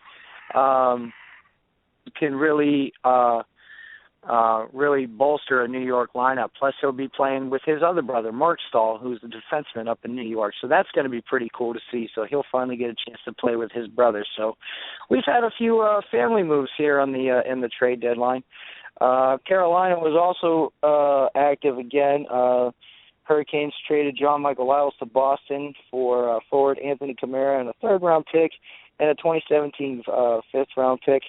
So this was a pretty cool trade for Carolina. They actually did really well acquiring a lot of draft picks, this trade deadline and everything. So you can definitely tell that they're trying to make a statement here in the draft coming up. Also, Hurricanes traded Christopher Stieg to the Los Angeles Kings in exchange for Valentin Zykov and a conditional 2016 fifth-round pick. So there's another, pick that Carolina has acquired through the trade deadline. So I was pretty impressed with what Carolina had to do. So this trade deadline, they seem to be, on the rise, acquiring, draft picks and everything like that. So they're on the rise, and rumor has it that, Eric Stahl could come back on a brand new deal next season. So he is an unrestricted free agent at the end of the year, and he may come back to Carolina. That's what some of the rumors are going on right now. So hopefully, he gets a pretty good, deep playoff run with his brother. Maybe they could win a cup. That would be pretty cool to see. So, Carolina was pretty active, and I think they did a fairly good job in the trade deadline so far. Another winner in my mind, the Chicago Blackhawks, the champs, pretty much staying aggressive. They acquired Winnipeg Jets captain Andrew Ladd, who was formerly on the Blackhawks roster, who won the Cup with them back in 2010, and then was traded after that season. So it's good to see Andrew Ladd back in the Chicago uniform. He'll be probably playing alongside with Jonathan Taves and Marian Hossa when he gets back to being healthy and everything. So I kind of feel that Chicago may have overpaid for Ladd a little bit. It really wasn't. I think they could have spent a little bit less and might have got him, but I feel that Chicago's feeling pretty comfortable where they are right now, especially atop that Central Division. The other trade that Chicago made was they sent young Dennis Robertson to the Carolina Hurricanes in exchange for goalie Drew McIntyre. This is probably just to bolster up their minor league teams and everything like that. That's another fun fact for this trade deadline. There were a lot of AHL player swaps and trades this year, which is something you don't really see a lot of. One example, Penguins traded forward Sergei Plakhanov to the Arizona Coyotes for an exchange for Matthias Plachka and a 2017 seventh-round pick. Apparently, Plakhanov up in Pittsburgh was getting upset. Wasn't really living up to his name. He was one of the top forwards in the KHL and the Russian elite leagues over there. This was his rookie year, only notched a few points in 30-some games. Has been a healthy scratch for the last 19. He just wants to play, and I feel Arizona will give him the time to play, especially with the young core, with Dome and all them guys in the desert out there. So Arizona still kept on to Shane Doan, which I figured that might be one of the guys that might be on the move. He is actually going to stay in place. So it's going to be a pretty interesting, rebuilding process for Arizona. Pittsburgh, this is just them freeing up cap space and everything like that. Pittsburgh also acquired Justin Schultz from the Edmonton Oilers for a third-round draft pick, if I'm not mistaken. So they've been trying to boost their back end and everything. And just having signed Ole Mata to a 2-3 year deal is really solidifying the back end for Pittsburgh right now. So Pittsburgh's been one of those hot teams as of lately, and they're starting to come in and play to their potential, which is very dangerous for in a wide open Eastern Conference league right now. So it was a definite pretty good day for Pittsburgh. Another team that I was very, very impressed with was Toronto. Toronto was very active in their during this trade deadline. They've acquired so many draft picks that this upcoming draft year, they've acquired 12 draft picks for this 2016 draft, and 5 of the 7 rounds they have multiple picks in, which is something that, I haven't even heard of in like baseball or basketball or anything like that, or even football, Jay. I don't know if you've ever heard anything like that, but they've been acquiring picks, offloading everybody, kind of left and right. So, it shows that they're willing to rebuild and everything like that. So it's it's been a pretty much a fire sale up in Toronto so far. Acquiring draft picks. They have also have 12 draft picks this year. They also have 8 draft picks for the following year and another 8 for the following year after that. So they're acquiring draft picks like crazy to just pretty much bolster up their their farm club and everything like that. So Toronto's definitely in a fire sale, acquiring with a trade with Washington. Brooks Laich was shipped from Washington to Toronto. I'm pretty sure he's a little upset about that. Brooks Laich spent a good portion of his career in Washington. Last 12 years he's been there. Has been a natural leader, one of the natural leaders in that locker room. So him going to Toronto, I feel, is going to be a good thing, especially with all the young guys that they plan on drafting with all these draft picks, Jay. So good leader like that will really get these kids in the right direction. Toronto also sent out James Reimer and forward Jeremy Morin to the San Jose Sharks in exchange for a young goalie, Alex Stalock, forward Ben Smith, and a 2018 fourth-round pick. Ben Smith, pretty good young kid. Has got some upside to him.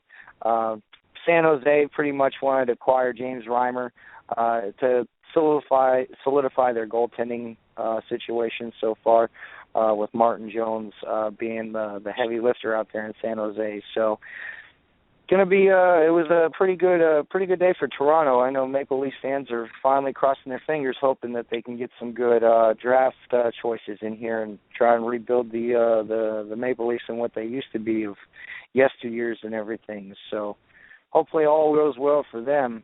The other team I was really impressed with was the Florida Panthers. The Florida Panthers kind of flew under the radar there. Detroit Red Wings made a trade with Florida to trade Jacob Kindle to the Panthers in exchange for a 6th-round pick.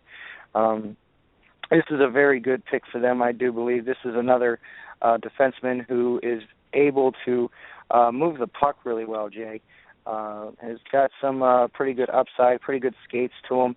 A good solid D guy. Very, very reliable. Can produce points here and there if need be. So, and also the Florida Panthers were a little bit of sellers. They traded Brandon Peary to the Anaheim Ducks for 2016 6th-round pick. So they acquired a few draft picks here and there. So I mean, it's been it's all eyes are looking forward to seeing what Florida, what they're going to do coming down the stretch here. They've been on the top of the standings here for the past couple months, and I really don't see anything that's going to really derail them right now to try and knock them out of a playoff spot. They've been playing superb hockey for the past couple months now. So goaltending's been good. They've just bolstered their back end and everything like that. So all fingers are pointing that Florida is a believer in what they have right now, and I'd have to say I'm a believer in Florida too right now. They've just become a dangerous team. Florida also acquired forward Teddy Purcell from the Edmonton Oilers for a 3rd-round pick in 2016. This is a pretty good trade for them. Pretty fair value. Teddy Purcell, very, very gifted hands and skates kind of guy. Very, very, very, very good to have in the playoffs. Puts points up in the playoffs like they're none other. He did in Tampa all those years back in the Eastern playoffs. So a very good guy to have, very good goal scorer. I think he's going to really bolster that Florida Panther lineup with all the veterans that they have with Yager and Luongo and Brian Campbell and all them guys. Taking them young guys, Huberdeau and Barkov in the right direction and try and push them to even higher points. The Florida Panthers also acquired forward Yuri Hudler in exchange for future 2nd-round and 4th-round picks. There's some details to that. Florida makes it farther enough. If Florida makes it to a certain point, these conditions will change and everything like that. But acquiring Yuri Hudler, Hudler has been he's a veteran guy. probably about a 35 to 30 point getter a season. Very quick in the skates and everything like that. Very usatile forward, good on the power play and special teams like that. Very valued. So I kind of like what Florida has done. Has bolstered some back end, and getting Teddy Purcell and Yuri Hudler. I believe that they've made some right moves to keep them pretty legitimate in the Eastern standings so far, Jay. So I like them as winners. My losers, Boston, with not really doing anything at all, except for the few moves they did. The Colorado Avalanche trading away Alex Tanguay and a couple other people for Michael Boddicker of the Arizona Coyotes. Judging by where Colorado is, they're going to have to win pretty much over half their games, three-quarters of their games to make into the playoffs. They have a couple teams that they need to climb past and everything like that, especially out in that Pacific Division right now, where LA is just owning it up right now. So those are my two big losers. We've also seen the Blackhawks. Blackhawks also traded Rob Scuderi to the Kings for Christian Ehrhoff. That was another bad trade, I felt. Rob Scuderi, who's got a lot of miles on his feet, and Christian Ehrhoff, who's been hurt. This was kind of like trade one dead puppy for another dead puppy. It was just weird, Jay. I didn't like this trade at all. But very active, very, very, very, very active trade deadline. Like I said, a lot of AHL players were moved around too. It's just been one crazy trade deadline, Jay, and I'm actually kind of looking forward to it. I got to see Justin Schultz skate with Pittsburgh here now since he's been traded, so it's going to be kind of interesting to see where these guys that have been shipped out to new places, how they're going to fit into the systems. Andrew Ladd has had some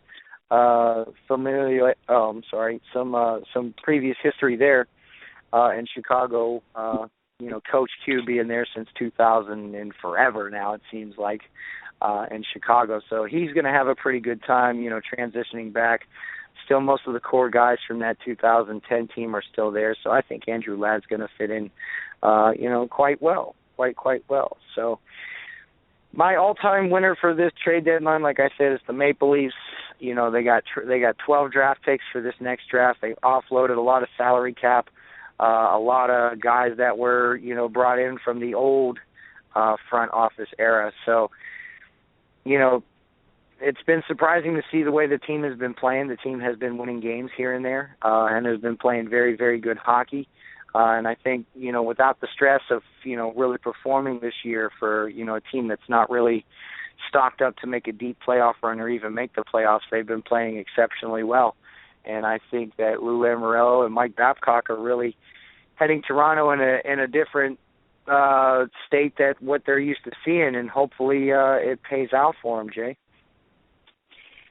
Now, I might have missed it because I was trying to do 20 things at once, but I've also skimmed over this trade deadline deal tracker that you sent to me earlier, and I'm not seeing anything Columbus. Did I miss you saying something Columbus, or did Columbus just not do anything? Columbus wasn't very active. I know they made a few trades, but nothing really too big. I feel that they didn't really get a lot of offers like they wanted to, so I feel like that's going to just lead them for the summer after the playoffs. But the last week and a half, they've been playing really great. It's kind of almost too bad that, they're almost out of the playoffs. I think a lot of things have to happen for them to turn it around and everything like that. But with the trades that they made, earlier in the year and everything, trying Ryan Johansson for Seth Jones and everything like that. It seemed like they wanted to move some pieces, but I just don't think that the value that they were going to get in return was right for them. So they've been one of the hotter teams as of lately, except for last night, I do believe. I remember watching that game last night, but they feel they have a decent core of guys right now. And like I said, they were hoping to be, in the playoffs this year, especially with the way they looked on paper and preseason and everything like that. They just haven't lived up to expectations. Performance has been, somewhat slow, but I feel with the addition of, Brendan Saad coming in and everything like that, I felt that they could probably, go reach out and try and grab somebody like an Andrew Ladd or, David or Devontae Pelly and everything like that. So there were guys out there, they could have been easily in that swing for the Michael Boddicker trade and everything like that. They could have easily they had enough money to and some assets to really try and acquire another big name guy to spread the load out a little bit, the offensive load out. So they didn't really make a lot of noise this year. I figured they might make a little bit more noise than what they did, but I hate to say it, I do believe that they're about down and out. God given a miracle, and everybody loses in that division quite rapidly and quite frequently. That's the only way I see Columbus getting into a playoff spot, Jay. So should I feel insulted that they weren't more aggressive than by the trade deadline?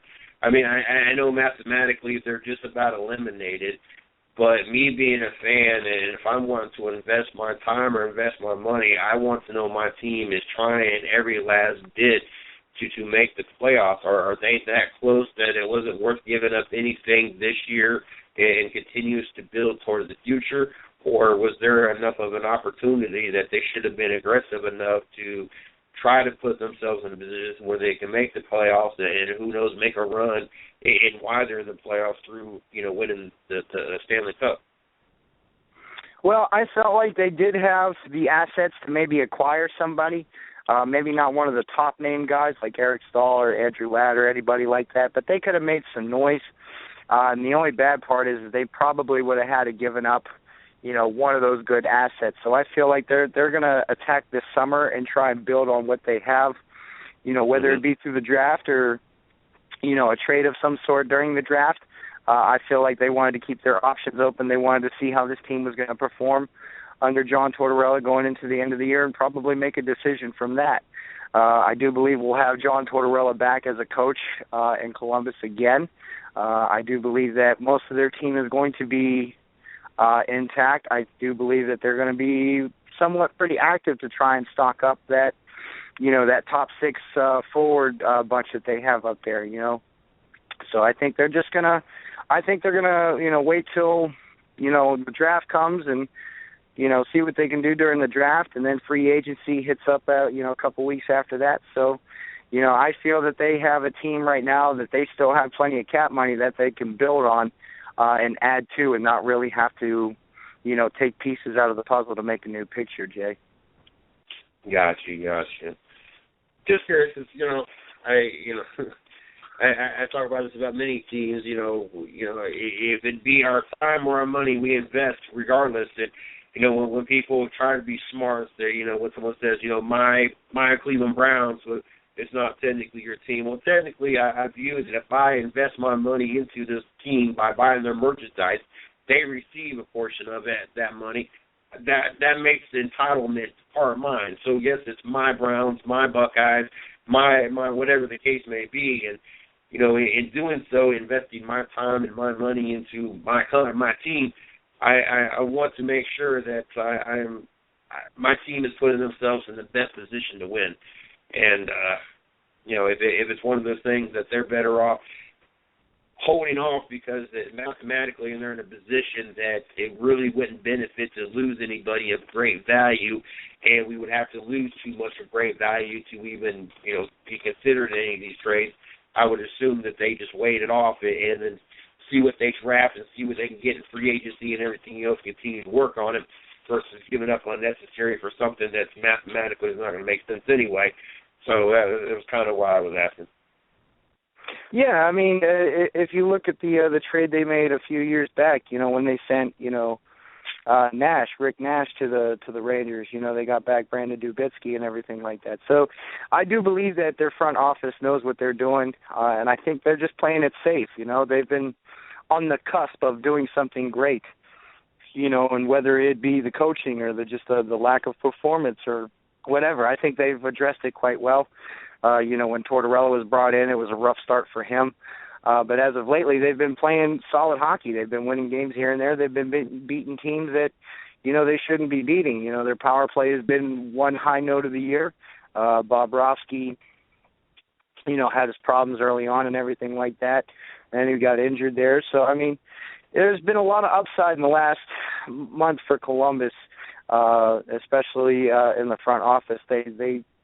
This has been 2 years, they've kind of, turned it on at the end of the year when it doesn't count for them or it doesn't really matter for them. So I do believe that they have something really good to build on, and I do believe that they got the cap space to really do it. So anything is possible, Jay. Who knows where we're going to end up seeing Steven Stamkos play next year. So,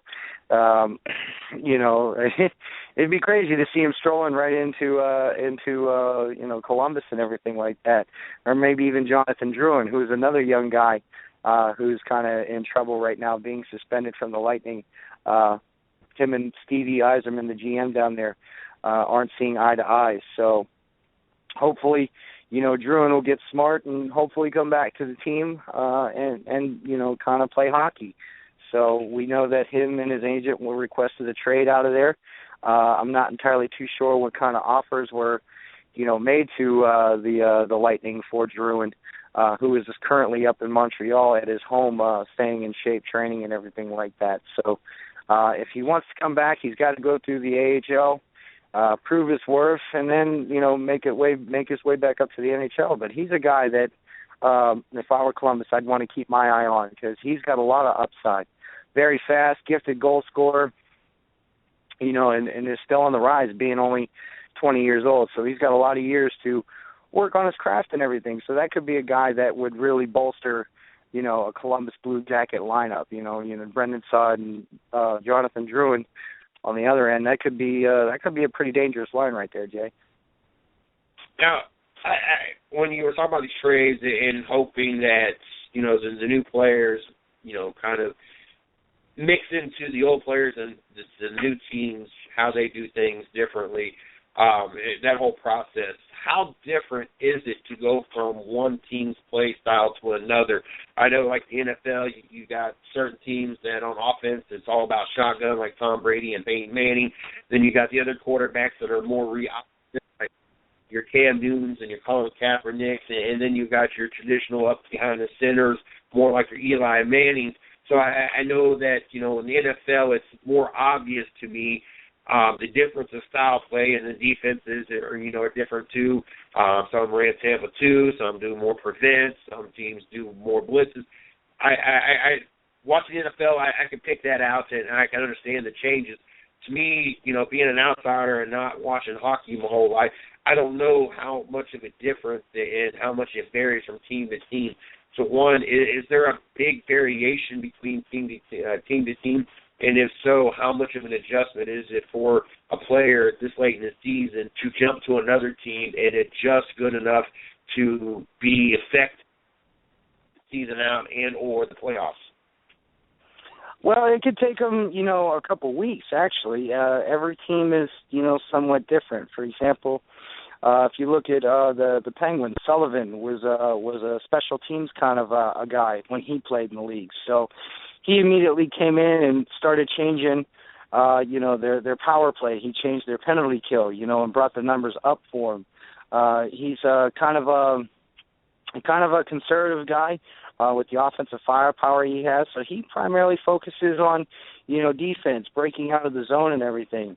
If you look at a guy like John Tortorella is an aggressive coach. He's got a pretty aggressive forecheck plan. He's got a pretty aggressive offensive cycling plan. He's just one of those coaches that has a pretty physical and aggressive style, play style and everything like that. You look at Coach Q from the Blackhawks. He's kind of has a mix of aggressive with a little bit of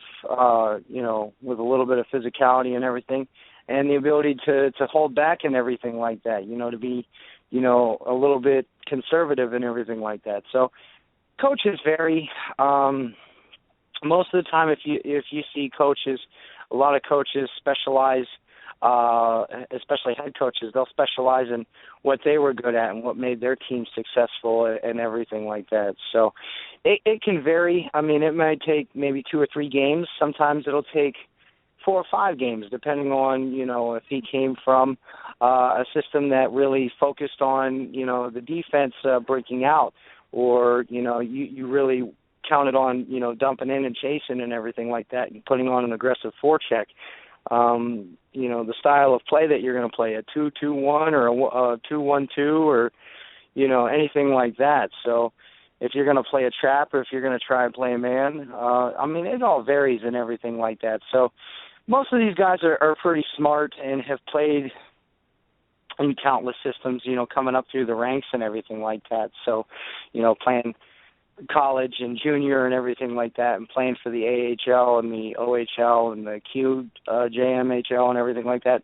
They've played in a ton of systems, so their knowledge of certain systems is varied and everything like that. So it's not really hard for them to get in the full swing of things. So they practice quite a bit and they skate quite a bit, before in between each games and everything like that. So it really varies on, the type of player that you're getting and the type of coach that the player's going to, where he's going. So noticing, from what we've seen today, we've seen a lot of coaches try and bolster up their second and third line offense and everything like that to maybe get a little bit more aggressive. So you look at Andrew Ladd, who was traded to the Blackhawks. He's a solid two-way defenseman. He's going to complement Jonathan Tazamiri and Hossa very well. He's going to be that guy that gets in the middle of things. He's the one that Coach Q wants to get in front of the net, be aggressive, create a forecheck, and be somewhat of a physical presence. So it's going to be, it's going to be somewhat difficult for some of them. I feel most of them will probably get it down in about 3 or 4 games, maybe a couple practices. So everybody's different in their own way and everything like that. So with the trades, the major trades I've seen so far with the big names of Boddicker and Yuri Hudler and, Andrew Ladd and all these other guys, I really don't see, a problem them adapting to the new system that they're going to, Jay. That's well. I'm just curious because, like I said, NFL is a little bit easier to tell differences in offenses and defenses. The NBA to me it still kind of all looks the same. Even though I know there's different style, and obviously because Golden State is playing lights out compared to anybody else, so I know there's different styles. But unless you kind of play the game, it's one of those things that you don't pick up. You know it's different, but you don't know the significance of the difference. And so me not being an NHL regular, I was just kind of curious how much of an adjustment and, trying to weigh the pros and cons, especially with the trade deadline being so late and how this is going to affect different teams and when we should see, optimal performances or optimal, rewards out of the trade and everything else. So that was kind of what I was getting at. But as always, I'm definitely glad we was able to have you tonight, and glad that we got to sit and do this because this is my 30 minutes a night to be educated. Like I've never been educated before, and I love it.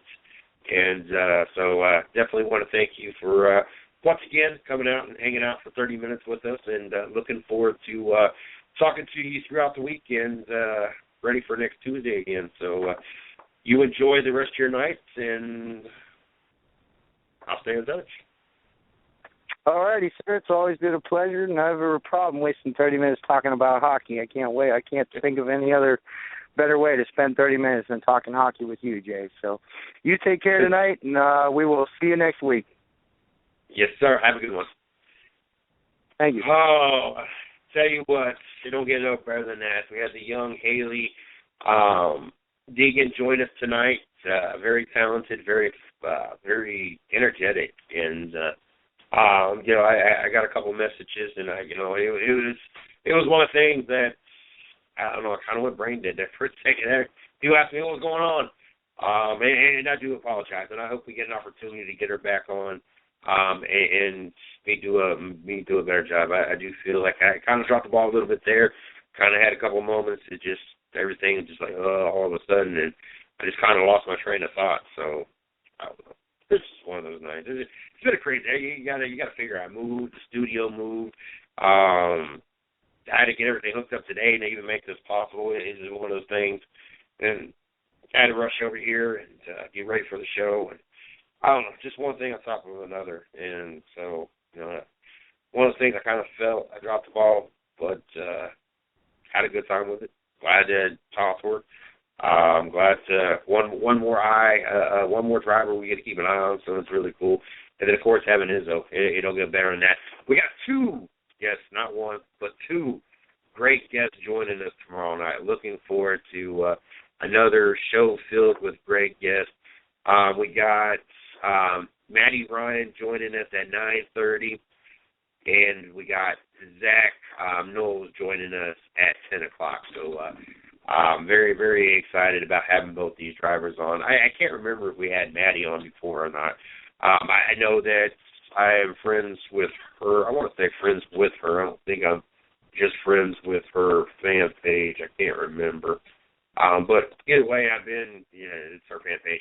I've been following her fan page for a while now, and I don't know if we've had her on the show, and that's why I'm a fan of it, or if I just had to be a fan of it. I'm not sure. But either way, I'm very excited about having her on the show.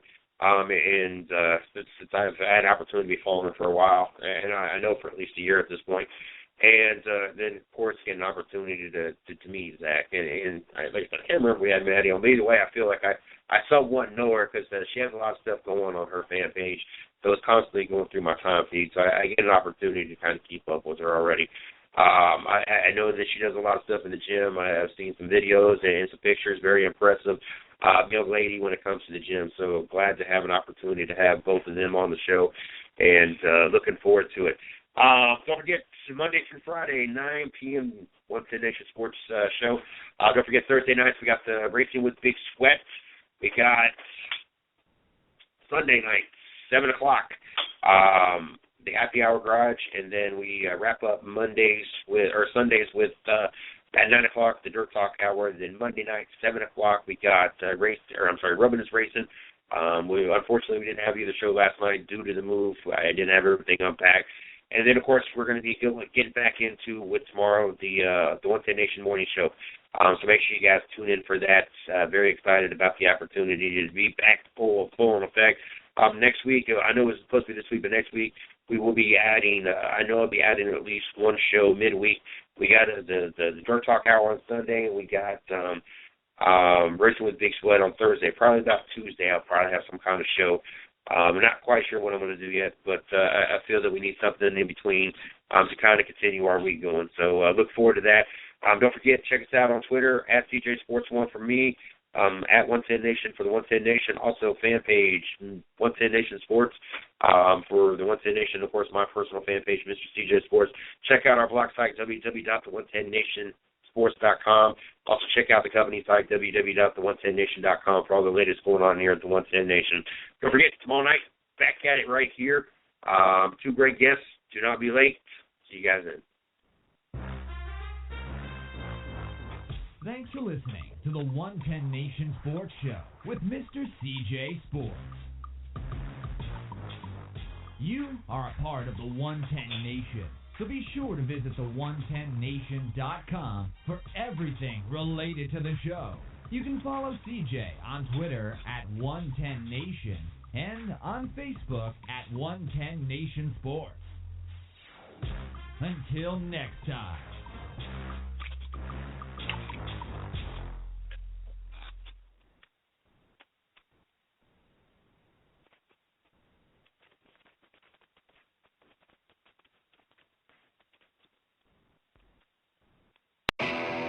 Any Napa guy knows, and science proves, the best minivan is the one you've already got. Part kid transporter, part drywall mover. Who cares if the faux wood grain is a little faded? That was a platinum package option in 1987. With over 400,000 parts and a little Napa know-how, you can keep anything on the road. Because it's not old, it's vintage. That's Napa know-how.